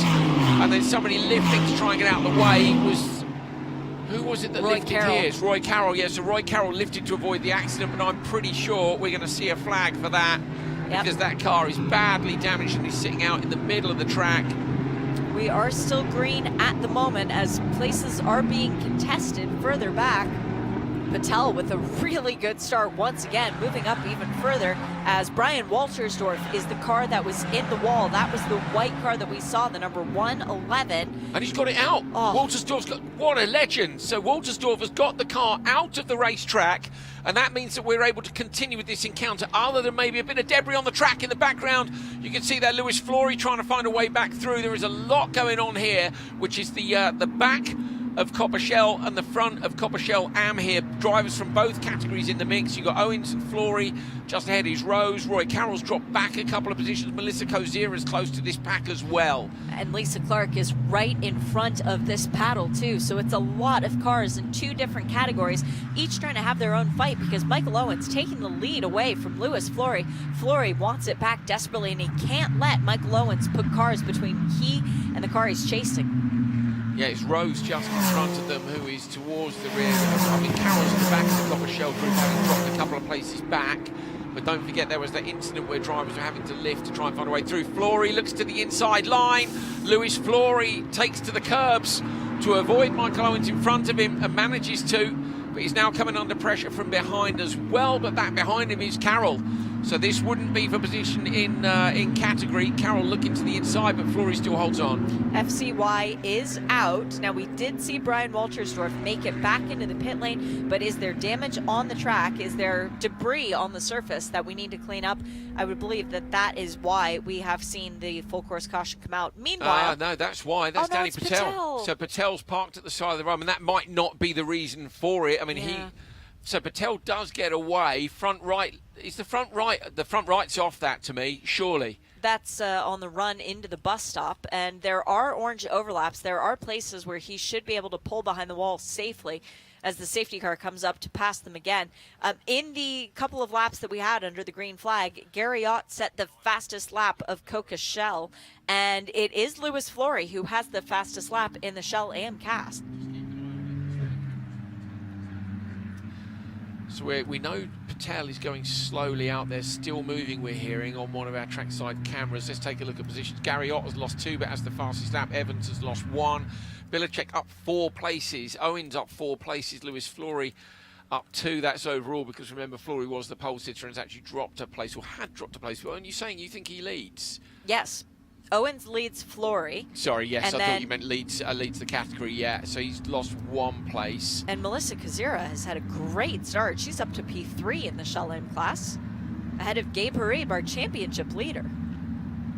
So there'll be some work to do at the restart. Full course yellow, hopefully. We're hoping just for a lap. I think with Patel's car stricken but moving, the marshals might have the time to get out and sweep the debris from the previous shunt of Waltersdorf, in theory. So that would get the track clean, and then if Danny Patel can get that car back, then that might allow us just to do 1 lap under full course yellow, which would be cool, because we've still got 24 minutes plus of racing to go, and that's what we want to see, is what the drivers want to see as well. So who does this benefit the most, I hear you asking? Gary Ott is the answer, because now he gets a bit of redemption. Everybody backed up together again. Mitchell Green and Jan Bernier will be worrying about each other, of course. Gary has an opportunity to swoop through and do to them what they did to him. He'd love that, wouldn't he? I suspect they'll be a touch more aggressive. Do you know what the trouble is? How do you train for it? Because unfortunately, you can't really. Even if you got your teammates, you said, right, I need you all to come here, this track on this day, I want to practice starts. It's not the same as when you go into turn 1 and someone who's absolutely, utterly determined to come past you. So I think it's an experience game. The best way to train for this kind of a situation is to go on track with professional drivers in a go-kart. I was just about to say go-karting. Yep. I was going to say exactly the same thing. Because you can be so brave in a go-kart because the weight is so low. You can pitch in sideways, you can block pass. And the penalty for making a bonehead move in a go-kart is that you wind up getting mildly injured. You get bruised ribs. You wind up with a cut here or there. You get bruised ribs anyway in a go-kart. You get bruised ribs anyway, yes. And perhaps bruises on your knees if you're just hitting the gas tank between your legs. But the benefit is it's not going to cost you a lot of money, and you get to do it over and over again because you don't really build a gap on the go-kart unless you're racing people who are much better than you. It's the perfect opportunity for these guys to learn. Well, look, Gary, if you'd like, Danny Patel's come in. They're going to take a look at the front right and see if they can get it back out there, see if it's damaged or if it's just a puncture. They have changed the front right. It's up on the air jacks. They'll pull the line off the back and drop in. Gary, if you're looking for some not professional drivers to come and go-karting with you, I mean, I'm in. Are you in? You up for it? Well, we'll see when and where, but yeah, come on, everything's fine. But yeah. Oh, we're going to pit lane. What are we going to pit lane for? Eh? This is unconventional. Is there damage to a barrier? If there's damage to a barrier, then in theory we might have to pause. But normally you'd see a red flag for that, not a full course yellow. The only other reason to go through pit lane is if you want to make repairs or a clean up on the front straightaway. It would allow the marshals to do so, but we haven't seen any damage on the front straightaway. So interesting. I'm keeping an eye on our officials. Bert is on the pit lane, part of the IMSA staff. Richard is there as well. Do either of those guys catch the safety car? Do we park the cars in the pit lane? I'm trying to find on the weather radar if maybe there was a lightning strike within the region, but nothing is showing up as far as that's concerned. So, yeah, confirmation, no lightning. But they are stopping at the end of pit road. Very so the strange. safety car stops at the end of pit road. Full course yellow with the clock was running, but the clock has now been paused. So the clock has been stopped. Danny Patel's car is back down off the jacks. Is there damage to the wall on the That's outside? what I was thinking. Well, I wondered about Waltersdorf's shunt. He went in fairly heavily on the front, but that was out at the back side of the circuit. We've got the recovery. Okay, there's here. damage to the wall, and there are crews working on it. Coming to the front of the booth. Where is just it, to Shay? try and figure it out. It's at the driver's left of turn 10, well beyond the exit, sort of halfway into the run, right where you would start to commit to come into the pit lane, right where that pit blend line begins. And there are crews out there working to try and put the tires back into place. And we have lots of humans out there, so this is race control deeming that this is the better option rather than risking the lives of the people out there. Bring everybody into the pits. And yes, I know people would behave themselves while the safety car's out there, but you never know. Somebody might have an issue. The car could break and spear off to the left. So It's the right thing to do. It's the right thing to do. It's the modern thing to do. Correct. Let's be honest. You know, back in the day, we'd have just gone, you lot crack on with the barriers, we'll crack on with the race. But we Yes. can't do that anymore, and we do understand. And we also massively say a huge thank you to our flag wavers, our marshals. Yep. We have so many volunteers involved in these events. Without the volunteers, the guys who are lucky enough to go racing don't get to go racing. So thank you to everybody who's volunteering here. I've seen a number of signs around the circuit. Come and join the team. Flag waving is fun. It is. You can't get much closer to motorsport than you can by volunteering to be a trackside marshal. So whatever country you're watching from, get in touch with your local motorsport association, your local governing body, and see if you can get involved. If you love this sport, you get the chance to meet the drivers and go see some motor racing from the best seat in the house for free. And it looks like our fabulous track services crew has already completed the work, so we should be able to get going once again. Great call by Race Control to stop the clock as well, and we should be able to get going here again shortly. The next thing on the program are the podiums, and then there's a party tonight, so not too much important on the schedule to, not delay things. Mike Luley you're looking at here, 30 years in the Ferrari Challenge, has driven every single version of the Ferrari Challenge car that we have ever had, including this latest one, the 296. What a legend, what a gent. Oh, we've got engines off, what are we doing? No, we're ready to go, fire them up, let's go. Little tap on the roof, is he going to jump out? It looks like it. So is Luley undoing the belts and wants to get out? Very strange, as Mike Luley is still one of the drivers that every year he's going to be participating in Ferrari Challenge because he has participated in every year of Ferrari Challenge. 30 seasons for Mike Luley. In last year, first race of the season, we're all in there giving out the new clothes, the suitcases. Everybody's excited to come back, first day of school vibes. Mike Luley is there and he's going, you know what?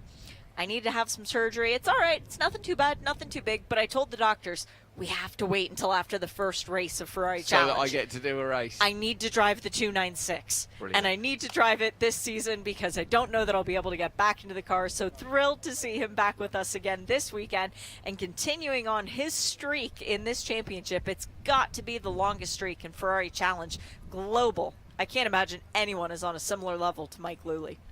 Gary Ott there with the thumbs up straight away. See his comms lead is actually down to the front left of the car. That's quite unusual across the driver's door.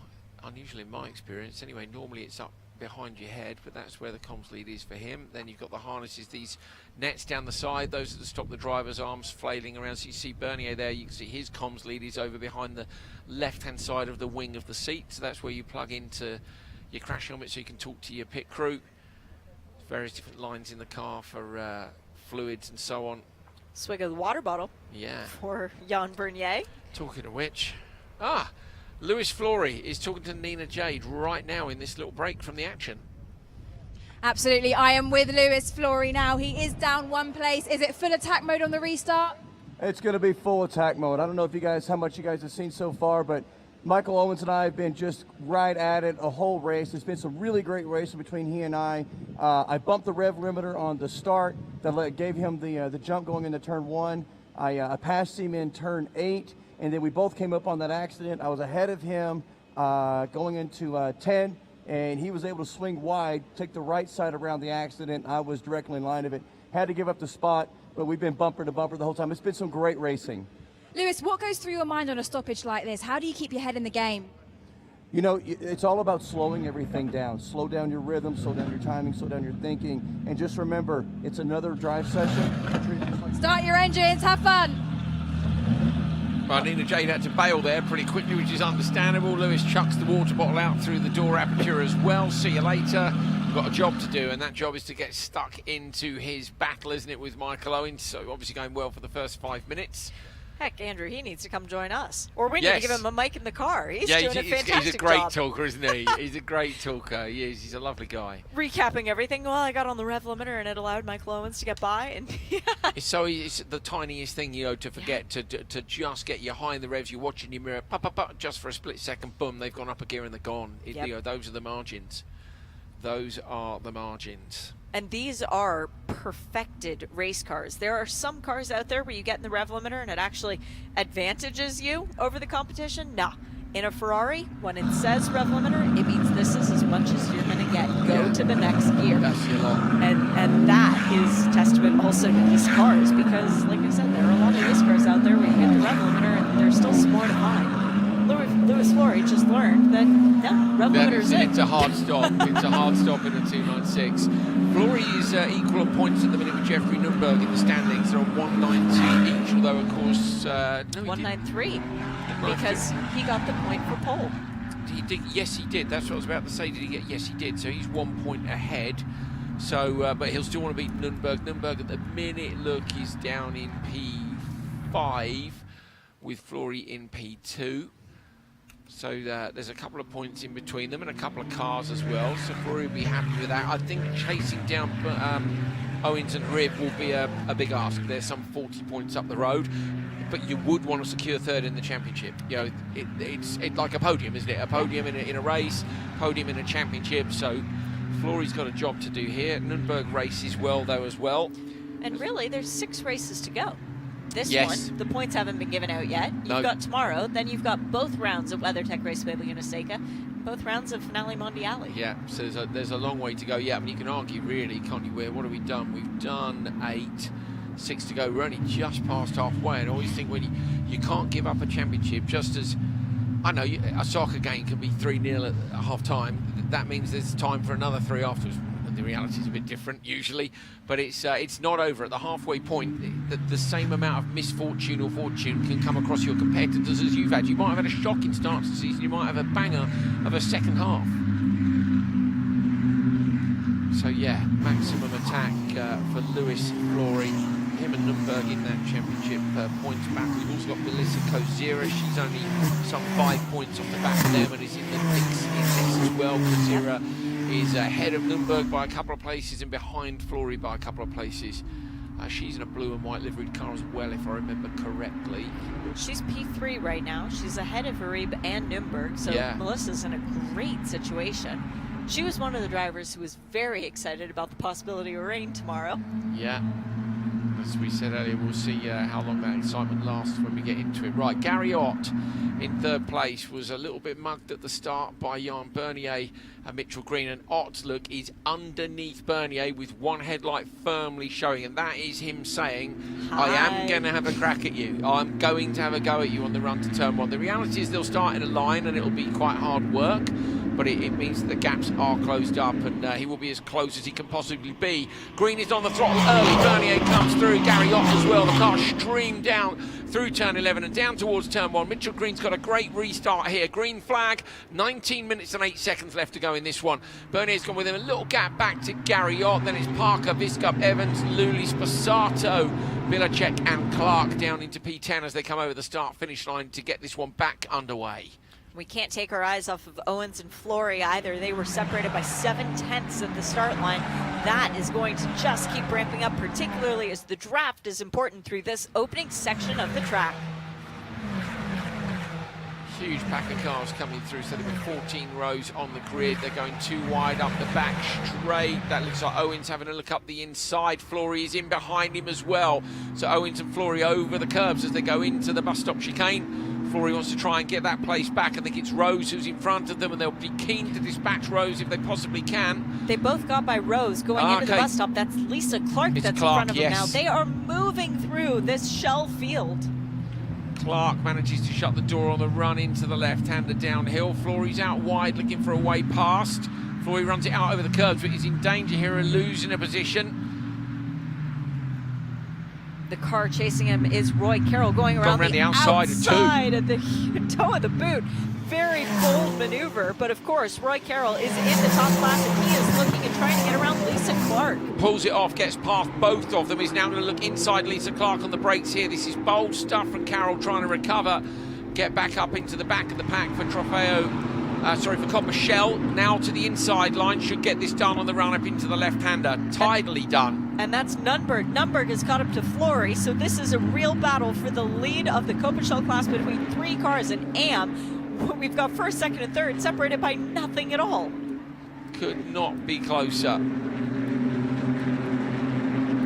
Owens inside, again. Owens looks across to the right-hand side, but has found a way through. Flory is looking dangerous as well. Are they going to have a crack on the run down the start-finish straight? They are. Owens pulls up alongside of Clark, looking to make the pass going into turn 1. Nürnberg is there too. And 3 Flory, cars get by. And another 4, potentially 5 on the run through the S's, so that's a shame there. I think that was Rose getting through on Clark, taking advantage of the Coppichelle AM cars that went through that Lisa let go. They were in their own battle. She did not want to get in the way of them. Unfortunately, it opened the door for a competitor for her, and now she's back in 12th. Flory now having a look in front as well. Flory all over the back of Owens as they come down into the bus stop. Could not have been closer. Gives up a little bit on the way in, look. And the exit speed's good for Owens as well. You get the shots from the drone and you really start to see where drivers have just a little bit stronger. 0.2 of a second back. Nürnberg only 1/10 back. Nürnberg now with the fastest lap as well. So now Flory's in that awkward position, particularly with Nürnberg, remember, being 1 point behind him in the standings after the pole for Flory. Nürnberg will know that and will try and make a pass back on him. So Nürnberg behind Flory. Flory gaining here a little on Owens. 0.152 of a second in between them. Owens, Flory, and Nürnberg battling it out for the race lead. Meanwhile, we've got Gabe Harib back in 4th. He's not even in the camera shot of this lead trio. So this is really coming down to the lead 3, whereas Jeff Nürnberg has turned up the boost and he has set the fastest lap of the race. I think as well, I think that's Carroll passing Bilacek. So I think Carroll's got past Bilacek as well. So it's got onto the back, straight onto the back of the Copper Shell pack, and he's firing his way back up through the grid. So just at the bottom of your pictures, you can see that happening. Nürnberg's got a better exit here than Flory. They come through turn 11. Watch for Nürnberg now in the black car behind the blue and white Flory. Will Nürnberg have a look on the run to the first corner? Not this time, few car lengths back. And Owens manages to extend the lead to 0.9. So I wouldn't exactly describe it as comfortable, but there you go. I told you to keep an eye on Roy Carroll at the beginning of the race because he did not set a time in qualifying. Went out to just do a recon lap and then came back in. He's got the freshest Pirelli rubber on his car of anyone in this field. He's already up to 9th place and he's looking towards the back of Joe Sposato. There was a 3-second gap at the start-finish line. I bet by the end of this one, they are together as going around. That is car number 129. That was a little bit further down the field. It's Henry Hummel. Henry Hummel with the spin. At turn 1. Recovers the car nicely. Let's take a look and see what happened to Hummel. It's on the brakes, is it? I think it is. Or yes. Is there a tiny bit of contact as he shuts the door on the car behind? So I think maybe a tiny bit of help. He kind of closed the door. I mean, racing incident for me. Yeah. Back in the pack, lots of people cutting across on the entry. I'll tell you what, that'll be an onboard video that we get to see in tomorrow's drivers' meeting. This is Bilecek that you're seeing here in the white, yellow and blue car, who is in P10 of Copper Shell. Behind him you got Owens, Flory and Nunberg, who are the podium at the moment for Copper Shell. Nunberg looks inside Flory, but there isn't a way through this time round. Jeffrey Nunberg has one thing on his mind right now. His backup car was a race winner in the previous one. How cool would it be to have 2 race-winning cars out of one day of racing? And Jeff Nunberg would love to stand on the top step of the podium at Watkins Glen International. Certainly would. He's got past 10 cars if he wants to get that done, of course. At the moment, it's looking like Owens is trying to find a way through, get a little bit of a gap to get away, and indeed Owens is looking inside Bilecek on the run to the first corner, but Bilecek is late on the brakes and there isn't a way through this time. With Flory under pressure from Nunberg, he'd love to get through and just leave those two battling and have Bilecek as a rear gunner for his position. He's got good exit speed up through the S's, but Flory's closing in as well. Flory's got better exit speed still. Flory is right behind Owens, maybe even had to roll out of it slightly. Looks to the outside line. Bilecek in front is a distraction for them. Bilecek takes the standard line. A little bit defensive from Owens. Flory looking to come through as well. No gap this time round. Nunberg drops just a couple of tenths off the back, but it is super, super close. One of them's got to make a decisive move here. Bilecek lacking a little bit of pace on the exit through here. Owens getting a fantastic run, tries to come around the outside line, but not going to manage to make that stick, and that means Flory's underneath the rear wing again, and Nunberg too. So it's just this compression behind Bilecek. They've got to try and break that little pack and get ahead. I love the driving that we're seeing from Nunberg. It's a pure example of his progression throughout the last couple of seasons. The 2 races at Watkins Glen last year, he was 10th and 9th. Now he's being smart, letting the 2 battle out in front of him and then letting the cars naturally come back together. He's not trying to force anything. He's not being dumb. He's waiting for opportunity to come to him, and that's the change. That's why we've seen Jeffrey Nunberg winning races this year. Could it happen again today? If he keeps driving like this, yes, it could. And speaking of winning races, Mitchell Green is winning this race 2.8 seconds ahead of second place Jan Bernier. Yeah, and with the fastest lap as well, as you can see on your screen, 1:48.519. He's only 4 tenths off that on his last lap. So still going quickly. This is the Mitchell Green that we saw at the first few events this year, where for me he was looking the man. I mean, to be fair, Bernier was right behind him for the first 3 races. It was first to Green, second to Jan Bernier. Race number 3, it was second to Green and Bernier was there. Then in Daytona, Bernier got pole and the win. And since then, he has finished ahead of Mitchell Green at every race. He had 3 wins in a row. So this is Mitchell Green back on form, going, I'm going to make you work for this to the end of the year. This is not a done deal. Needs to get the job done, needs to finish the race in this position. Gary Ott's only 2.7 back, so 5.2 across the top 3. By no means a done deal, but we could see, and we saw this in qualifying this morning, there is then a little bit of a gap back to the rest of the pack.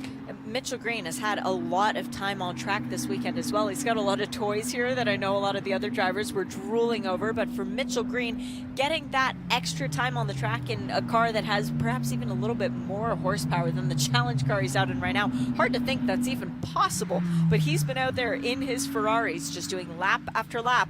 Maybe that's the difference we're seeing. Owens has managed to get past Bilecek, so Owens is through. Flory is now behind Bilecek, so Flory with pressure from behind from Nunberg. Owens has got just that little gap. There he is. Flory trying to get alongside Bilecek. Can he do it on the brakes down into this right-hander? I think he can. He's almost alongside. Needs to go late and brave and smooth on the brakes, but not too late. Don't run it too deep. Billercheck might get back alongside. Well done by Flory there. Nürnberg actually gets deeper in the background, trying to come through as well. So Flory has managed to get past Billercheck and now has to try and close the gap down on Owens. And now it is Nürnberg's time to try and see if he can make the pass on Billercheck as well and stay in that fight for the top 3. Jared Billercheck driving very well, very heads up and aware that he's not involved in this battle. He doesn't want to unintentionally separate the competitors. He's doing the gentlemanly thing, and chapeau to him, because still very new to racing, Jared's figured this out. He knows that one day his battle will be in a position like this where he won't want traffic to separate him. Lets Jeffrey Nürnberg go at turn 1. Doesn't make any odds to his championship standings. 3 people who are not scoring in his class coming through. So he'll remain in P10, I think it was, in Copper Shell. Good fight with John Viskup and Andrew Parker. This is for 4th place and a very stout effort so far. Parker with one of my favorite liveries this weekend, ice cream everywhere, but Viskup has just been reeling him in ever so slowly. Well, now the battle is on for P4. In Copachel, Flory has gotten past Michael Owens. How did that happen? Is it because Owens had caught up to the car ahead, which would be Joe Sposato? Yeah, here it is. Here they are. Now Flory is trying to get around the faster car. So did he get held up? He's right there and he's looking to take the position back if he can. Owens looks inside Flory. Flory is looking inside and manages to get it done. So Flory alongside Sposato. And Owens goes through as well. There's only 8 minutes 20 left. This is a great battle for the lead of Coppershell and Flory, back at the front where he was with the pole position earlier on today. Now Lewis Flory has got to hold on to that one. He's got to hold on to it, but he's got a challenge because Michael Owens has the fastest lap. Now let's see if we can figure out how this happened. Here it is. Coming into the bus stop. Oh, so he just did it, just stuck it up the inside. So Owens has maybe gone a bit cautious with Sposato. Or more bravery from Lewis Flory coming through the S's, and it paid off with a little bit higher top speed going into the bus stop. Either way, great pass for Lewis Flory. First time we've seen a decent pass into the bus stop, to be fair. I know it's one of the favourite places, but it's so fast in that you need a lot more overlap in terms of speed. Owens looking back up the inside of Flory, but they couldn't do anything here. With 7 minutes 27 to go, he's got at least another 5 laps, I reckon, to have a look. 0.3 of a second between Flory and Owens. Nürnberg P3, Gabe Hrib is P4. Remember, Hrib is the championship leader from Owens, so Owens would love to get past Flory. Flory is in P3. I mean, really, for Owens, from a championship point of view, he does need to get back past. Look at the speed on the way into the chicane from Flory, turning in super early. And getting around them in the background, we did see a moment Jeff Nürnberg got around Joe Sposato, so can Nürnberg catch back up to this duo and maybe threaten again for the lead of the race? Meanwhile, Mike Luley, we got a shot of his red and yellow Ferrari 296. It was being caught at a rapid pace by Roy Carroll once again. 6 minutes and 38 seconds left in this race. Roy Carroll with the freshest rubber. He is eating up the competition ahead. So Mitchell Green's lead is up to 3.4 out front. Gary Ott is only 1.2 off the back of Bernier. He's been catching. Ott has been closing the gap down on Bernier for the lead of this race. There's another big squabble going on here. That's car 115. That's Helen Chu. She's got a bit of damage to the left front of her car. Looks like maybe she got a piece of another car stuck in it, and her headlight is loose too. And the splitter off the side of the car. We saw one of those at Indy as well, just so you give a little bit of contact. She's running well though, 8th place in class. That's a good showing from Helen Chu. Gap's gone up a bit between Bernier and Ott. If you look at the top of your screen, you'll see that there's just another 4/10 in between. It's gone back up to 2 seconds, so Bernier just getting away a little bit. 3.6 to Mitchell Green. I mean, you can hold station at this point with 5 minutes to go, but that's not what we want to see. Another pass going into the bus stop, and this time it was the 151 getting it done. That's Brad Evans, who managed to get around. Was that Mike Luley, perhaps? It wasn't for position. Excuse me. Thank you to the all-knowing voices in my head as well. Brad has. That sounds bad when you say it like that. Yeah, Brad We're has wearing a bit of headphones. damage. Yes, Don't worry. Shay doesn't have voices in her head. Well, not any ones that I'm willing to talk about. At least. It's just an excellent production team who can see all the cameras at the same time, which does help sometimes. It would be far too confusing for me. Right, we've got 5 minutes remaining in this one. Mitchell Green leads from Jan Bernier and Gary Ott. This is the battle for the front of Coppershell Am, which is the second category. You're looking at Lewis Flory and Michael Owens with Jeffrey Nunberg in P3. Nunberg is 4.9 off the back. I think these two have broken that little toe. So Nunberg's probably out of the fight, but Flory is third in the standings. He won't gain much on Owens, but all they did, I mean, he's taken the point for pole. It all counts. Flory also has the point for fastest lap, so I mean he's going to make the most gain he possibly can, but it's coming here. It was 236 points to 192. Now Owens would love to get through because he wants to close down the gap to Gabe Hribb, and Gabe Hribb, look, is behind. So if Owens can get up into P1, it's a significant points gain over Hribb in their fight for the championship. Gabe Hribb has only missed the podium once, but today looks like he's going to miss it for the second time this year. Still a very, very good performance. I had a great chat with him. Loving the challenge at this circuit on Friday when we spoke to him. Flory leading from Owens. How far back is Owens now? Waiting for him to come into shot. I mean, has he got away from him? 1.3. He was held up a little bit by a lapped car, a car in a different category, so that caused some issue for Michael Owens. But the good news is we should have 2 more laps, this one and 1 more at the end of it, so that's 2 opportunities to steal back the fast lap point.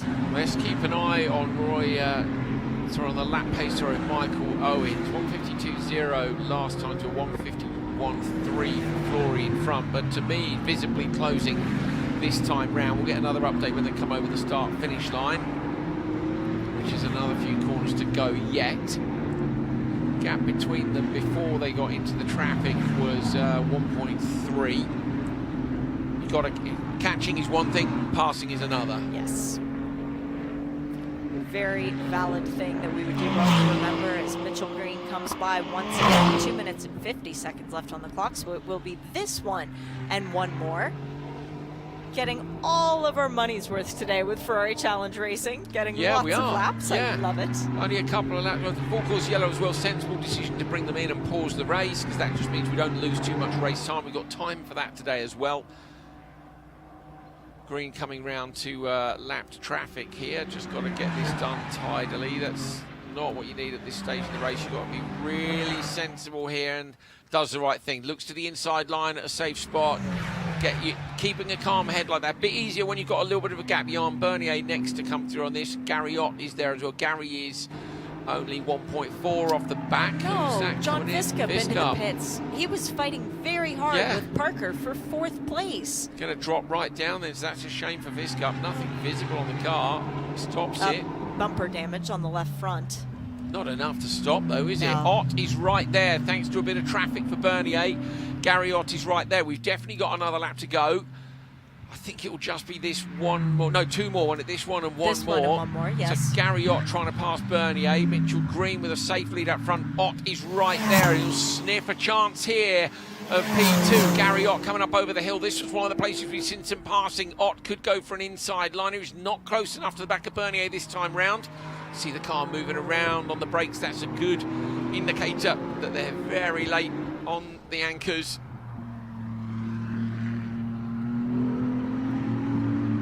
Only a lap and a bit to go for them.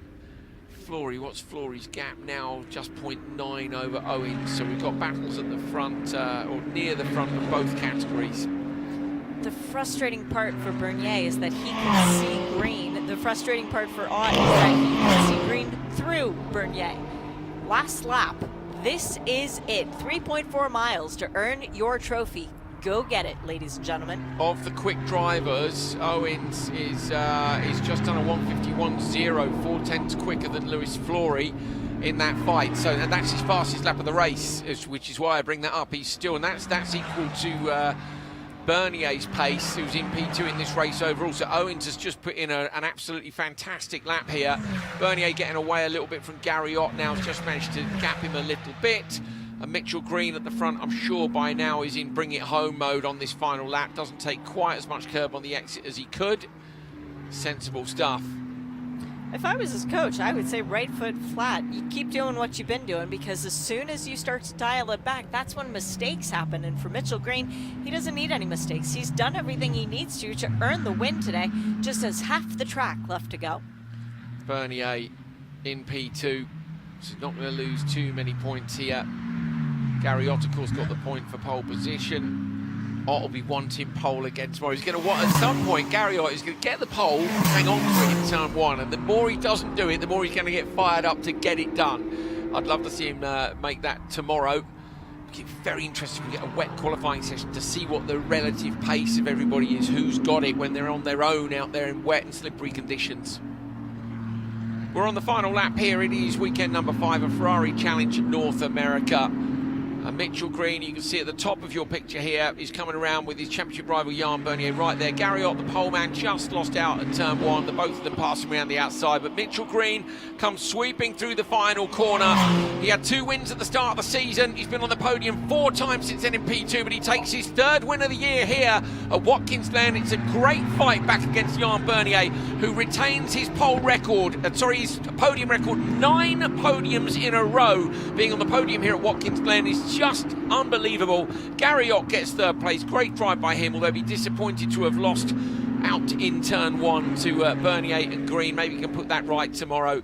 You're looking here at Lewis Flory, despite Owens' late pace, and Owens has been going quickly again. He's done his fastest up of the race again on the last lap, but so has Lewis Flory in front of him. Flory has responded with his fastest lap on the second to last one.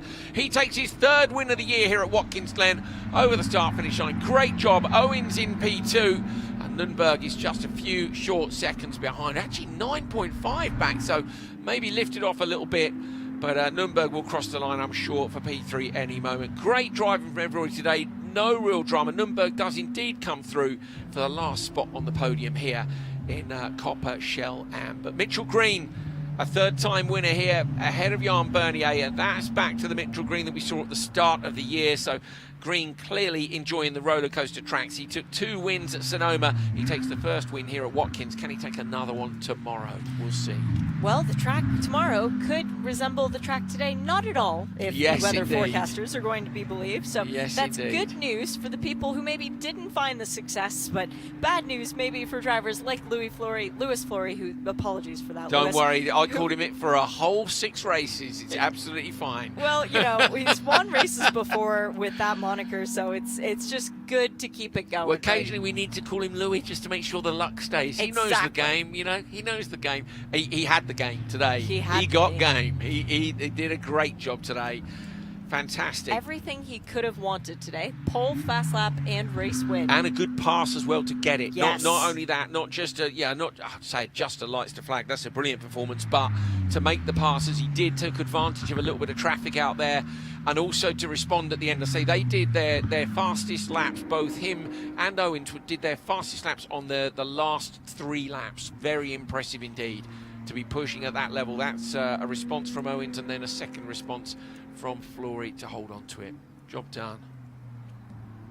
Congratulations also to Andrew Parker, bringing home his best finish of the year in P4, the 1 spot off the podium. Very good performance for him.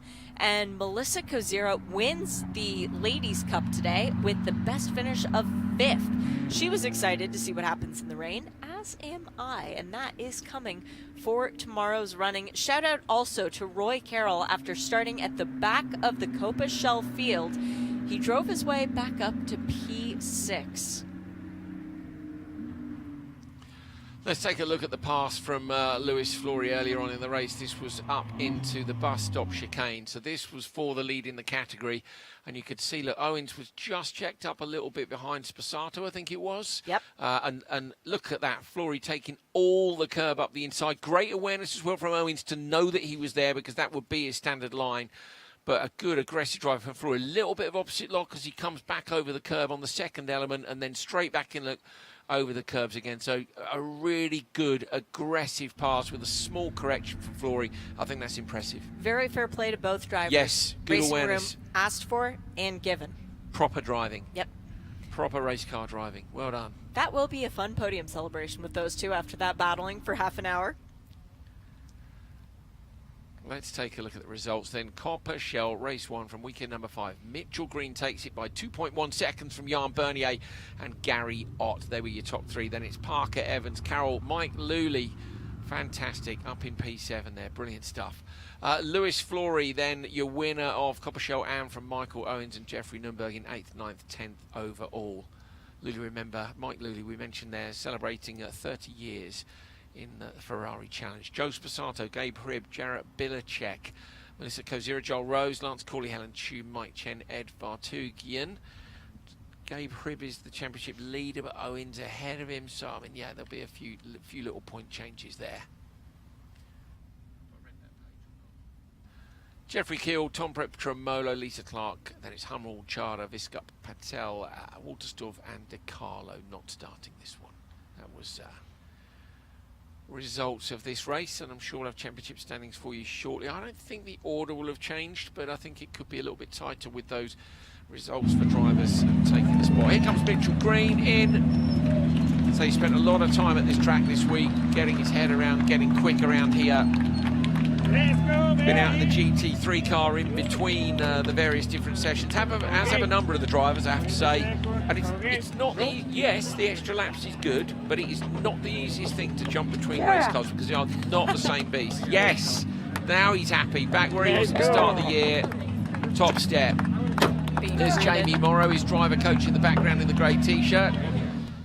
And he was greeted by Roberto from Scuderia Course, one of the best teams to run a Ferrari in any form of IMSA competition. Really, really pleased for all of that. Great physio down there as well. He's so excited. Oh, look at this. It's great, isn't it? Oh, that's wonderful. Cute. Mitchell Green trying to encourage everybody to come celebrate. It's Matt Dusenbury in the middle of the group there. Manuel Marchi as well, we saw earlier on down on the grid, doing such a great job of running Ferrari Challenge North America over here. Some brilliant competition.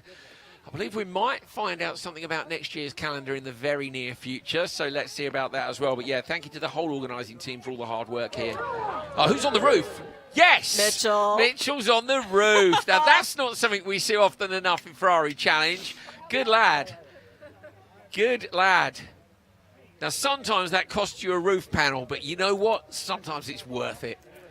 In this case, I think Mitchell Green would be happy to take that roof panel and put it on his garage wall. Take it off, pin it up on the wall. Have the crew sign it, celebrate this, because anytime you win at Watkins Glen International, it adds a tick. There are certain tracks in the world, Watkins, Sebring, Road Atlanta, they mean a little bit more because winning here is not something you luck into. It's something you earn. And Nina Jade is with the happiest man in the paddock right now. That would be Mitchell Green. Mitchell Green, certainly the happiest man in the paddock. You saw him on the roof of his car. And that's lovely to see. Jan Bernier congratulating him. That's great to see. Your third win of the season. How was that out there today? It was good. To stay close to this guy, I got to end up on top. I got to get Gary to get in between us, though. You said the plan worked to me just now. I know you were going after the win. What was the plan? Plan tomorrow. You tell me the plan tomorrow after Sunday. Congratulations. Will you celebrate tonight? Absolutely. Good. I love that. We'll tell you the plan tomorrow. The plan did work. Interesting is it that he wanted Ott in between. So I'm guessing he was rather hoping that the turn one move would pay off for him and not for Bernier. Yeah, that would have just given a little bit more. Look at that. Wonderful. I love a good slow-mo. Look at the curbs as well. Just bang it over the curbs. Look, oh, is that almost all? Almost four wheels off there. Well, I think that what Mitchell just told us and not telling us what the plan is, it means that the plan is the same tomorrow. Exactly. That's my thoughts exactly. But whether or not he'll be able to execute the plan in the pouring rain is another thought. And we've got qualifying to do before that. Make sure you join us tomorrow. Lewis Flory, third win of the year. He was super stoked a minute ago. He's with Nina Jade now. Lewis, I spoke to you just before we went racing again, and you said it was full attack mode. That's exactly what you did. That overtake in the bus stop chicane was mega. Talk us through that race. Okay, so first of all, it was a mega race with me and Michael Owens. It's probably the funnest racing I've had all season, us going at it the entire race, so it made it truly fun. And listen, it took me several laps to figure out where he was faster than me, where I was faster than him, and I knew coming up the S's I had the advantage. The bus stop was my best option. It took all the nerve I had to get in there and shove it in there, but we brought it home. We brought it home. It was a brilliant move, and we talked a little bit before yesterday about how much commitment you need on this track. Talk us through your preparation before this weekend. You know, every one of these tracks, I spend a lot of time. I spend a lot of sim time, at least an hour a day for about a month between each race on the sim. It is full dedication. It really is. But this track in particular, it takes all you got, you know. And for me, more than anything, I did Club Challenge last year. Going into turn 2 is really make or break your lap. You got to try to stay flat. I had a huge off in turn 2 last year during Club Challenge, and it was almost enough. I spent a few weeks. I almost gave up motorsports altogether. So coming back here, knowing turn 2 is what I had to overcome to have any chance of winning was a huge emotional victory for me. Well, we're very happy you didn't give it up. Congratulations. Thank you so much. That is really great, really honest, and really interesting to hear that he said, I came here with a bit of an emotional block on turn 2. We knew that. He told me in hospitality, I wondered whether or not I wanted to continue doing this. It was a massive crash, just like the driver we saw earlier this weekend, who had the same shunt in the same place through no fault of his own. You have to park it, but this time he's parked it with a win, and I think that's great. Then you go away with a very different memory of Watkins Glen. There is no greater validation that you belong somewhere than coming back and overcoming a fear with victory. Yeah. And how does this affect the championship standings? Well, let's take a look, shall we? Here are the standings for Copper Shell and Copper Shell Am. Jan Bernier leads Mitchell Green by 15 points. Let me see what it was when they came here. You know what? My maths isn't fast enough. No, it's a little bit more. A little bit more. So the gap's come down by 4 points looking at it. That is very much alive as a championship fight. Gary Ott, P3. Brad Evans, P4. Chuck Whittle moves up 3 places. Brian Waltersdorf down 1. Roy Carroll up 2. Osvaldo Gaio down 2. I don't think Gaio's here this weekend. Some drivers dipping out. Belichick moves up a place. Kevin Orsini down 3. Then John Lennon, John Visk up. Lisa Clark, Andrew Parker, and William Naranjo down to P15. Luli, Chen, Spasato, Chen, Pineda, Rose, and Holden to P22 in the standings.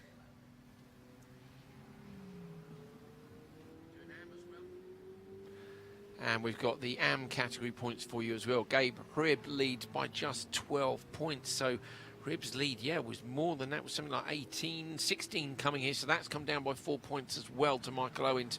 Lewis Flory with 229 has gone clear of Nürnberg by about 7 points. That's good for him. Kozira 5th, Corley 6th, Spurman is 7th, Steve Czech in 8th. And then it's Matthew and Stephanie Herfield, Henry Hummel, Vartugin, Lynn Keel and Chu down to P15. And then Alberto Duran, Danny Patel, David Williams, Tom Petromola, Ram Chara, Bernard Gomez and Darren Bernstein. Dana Goodwin, Rachel Bayliss, Heggy DiCarlo and Dalosis round out our 27. So the gap was 19 points we're hearing between Bernier and Green, and that's come down somewhat. So that'll be fun to see how that plays out. We'll have the podiums. If you want to stick around for the podiums, please do. They'll be live on the stream shortly. If not, if you want to join us tomorrow and see the wet racing, which we think, is it still wet tomorrow, Shay? You've looked at the forecast. Okay, we still think wet tomorrow. I promise you that'll be really exciting. So 9:30 a.m. That is Eastern time tomorrow if you'd like to see qualifying, which will give you the first indicator of who has got the necessary in wet conditions. Big thanks to Nina Jade Paul and to Shay Adam as well. My name's Andrew Coley. Do stick around for the podiums if you'd like to. Shay, any thoughts at the end of day one? It gives us no indication of what's going to happen in day 2, and that's a very rare thing. I like that.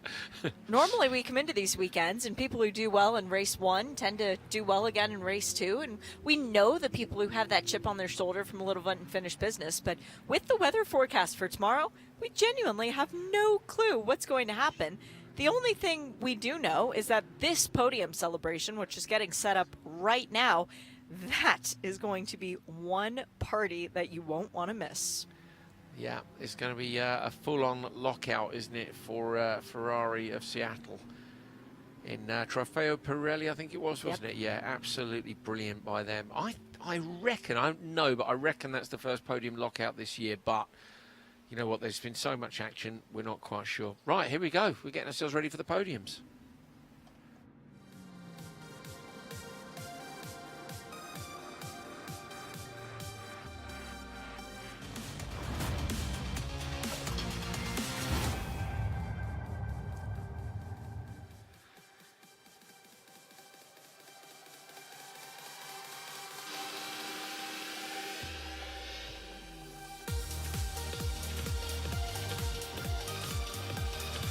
Ladies and gentlemen, welcome to the podium presentation for the 5th round of Ferrari Challenge North America, coming to you from Watkins, Glen International. Delighted to have you all here with us today. We're ready to get started and bring out our first winners of the day. So let's begin with the presentation for the 296 Ferrari Challenge Trofeo Pirelli class. Please welcome in P3 Roberto Perina. In second place, Brian Cook. And your winner today, the 5th time with the pole, the win and the fastest lap, it's Massimo Perina.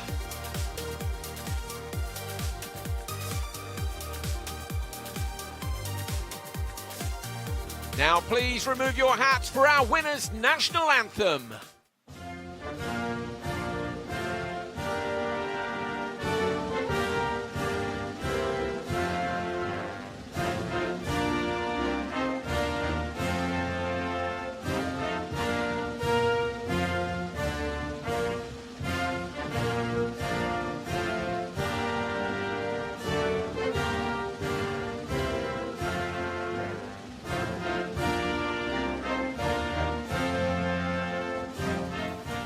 Please now welcome Louis Colmash, Head of Sales, Ferrari North America, to present the trophies to our winners. Great drive by Roberto Perina in P3.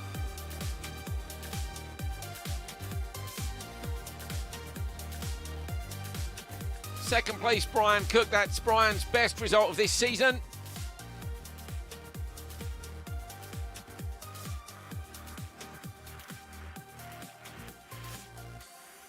And as we said already, Massimo Perina with a brilliant 5th win, but along with it, the pole and the fastest lap. We'd also like to invite Lydia Mariana, Pirelli Motorsport Manager from our partners at Pirelli, to present the Pirelli Award to our winner, Massimo Perina.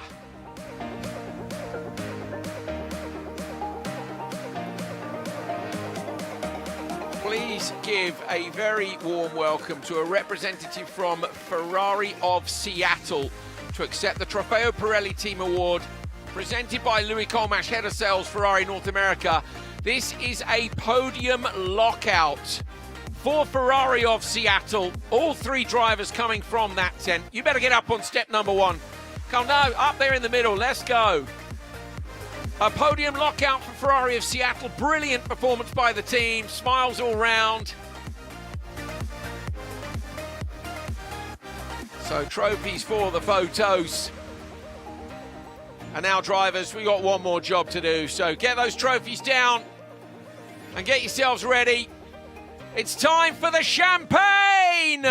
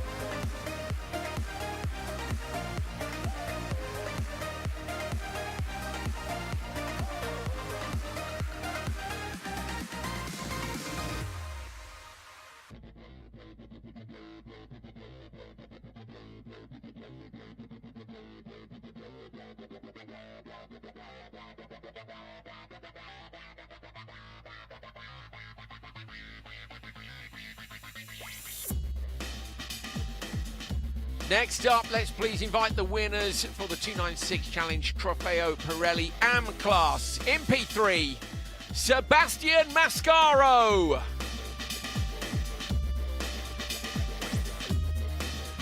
In P2, Brad Falvra.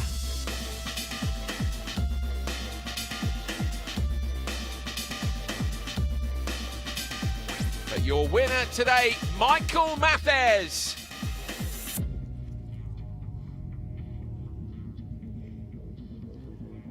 Mathes with the first win of his season. So please remove your hats for the winner's national anthem.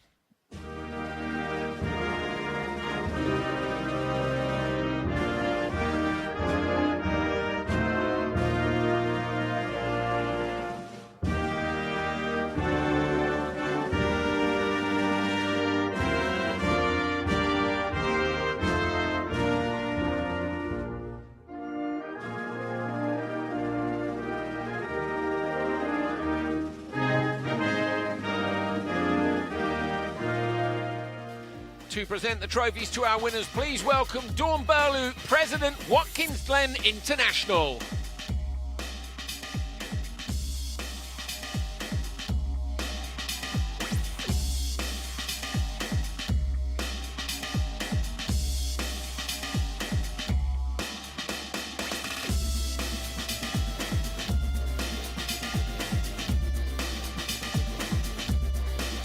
We'd also like to invite Lucio Vajani, Pirelli Motorsport Manager from our partners at Pirelli, to present the Pirelli Award to our winner, Michael Mathes. Congratulations to Michael for that win. Please also now welcome a representative from Ferrari of Central New Jersey to accept the Trofeo Pirelli AM Team Award, once again presented by Dawn Burlew, President of Watkins Glen International.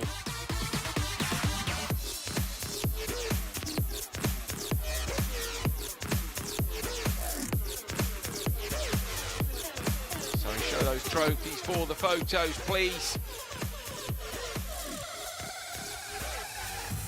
Trophies first. Oh, look, I can see what's going on here. That's it. Now we can get the champagne.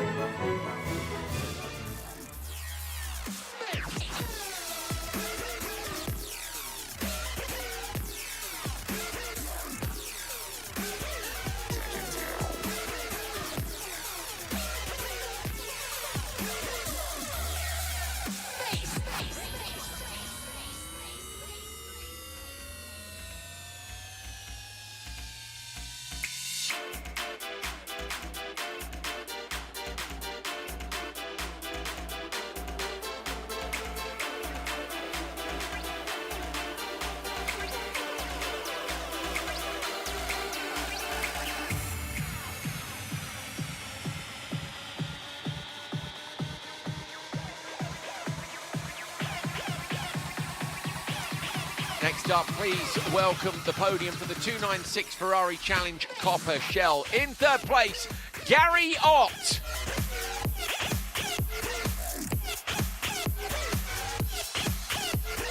In second place, give it up for Jan Bernier. And your winner today is third win of the season. It's Mitchell Green. Let's also please welcome our Ladies' Cup winner, Lisa Clark. And already on stage, we have Gary Ott, who is our Gentleman's Cup winner. Please then remove your hats for our winner's national anthem.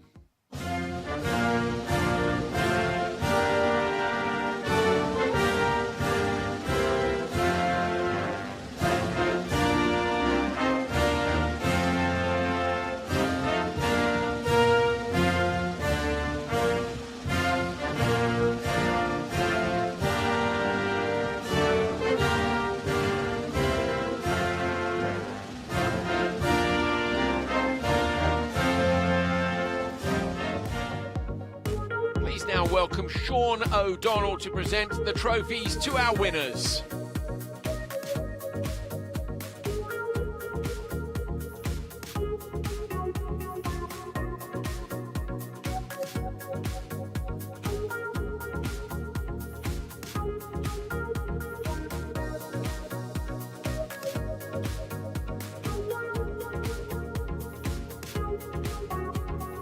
So congratulations to our top three, and also to Lisa Clark, Ladies' Cup winner. Fantastic job by all. Please welcome a representative from Ferrari of Westlake to accept the Copper Shell Team Award, once again presented by Sean O'Donnell.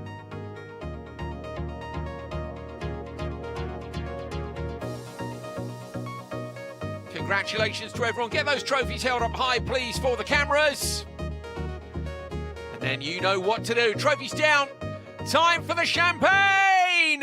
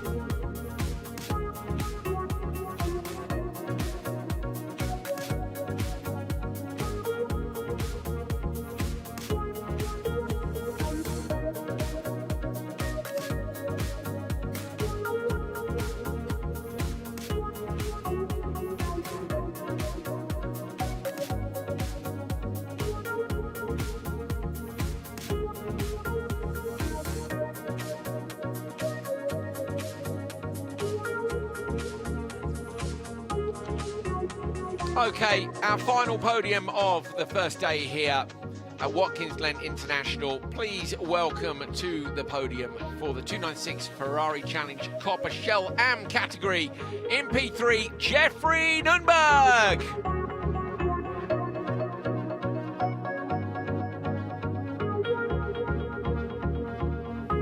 Second place goes to Michael Owens.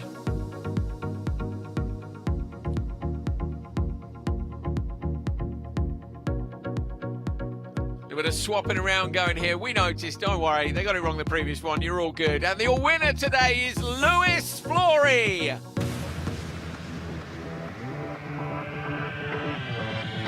Please also give a big welcome to our Ladies' Cup winner, Melissa Kozira. Congratulations, Melissa. And our Gentleman's Cup winner, Lance Corley.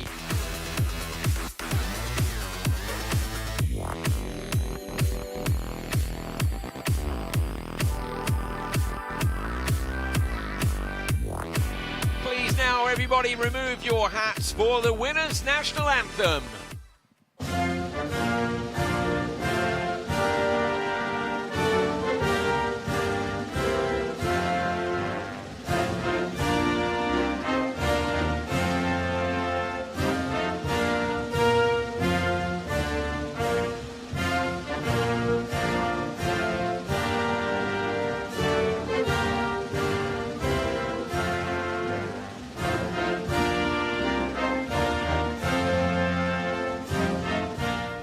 To present the trophies to our winners, please give a warm welcome to Kobe Zalate, Head of Ferrari Financial Services.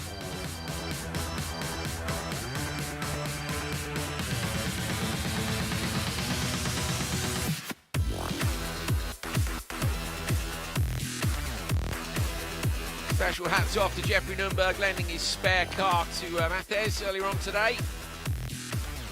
Thank you for that. Great to see competitors enjoying themselves so much together out on the track. Michael Owens P2, Lewis Flory, nice pass for the win up in the bus stop. Melissa Kozira for Ladies' Cup. And finally Lance Corley for Gentleman's Cup. Please now welcome a representative from Ferrari of Houston to accept the Copper Shell AM Team Award, once again presented by Kobe Zalate, head of Ferrari Financial Services.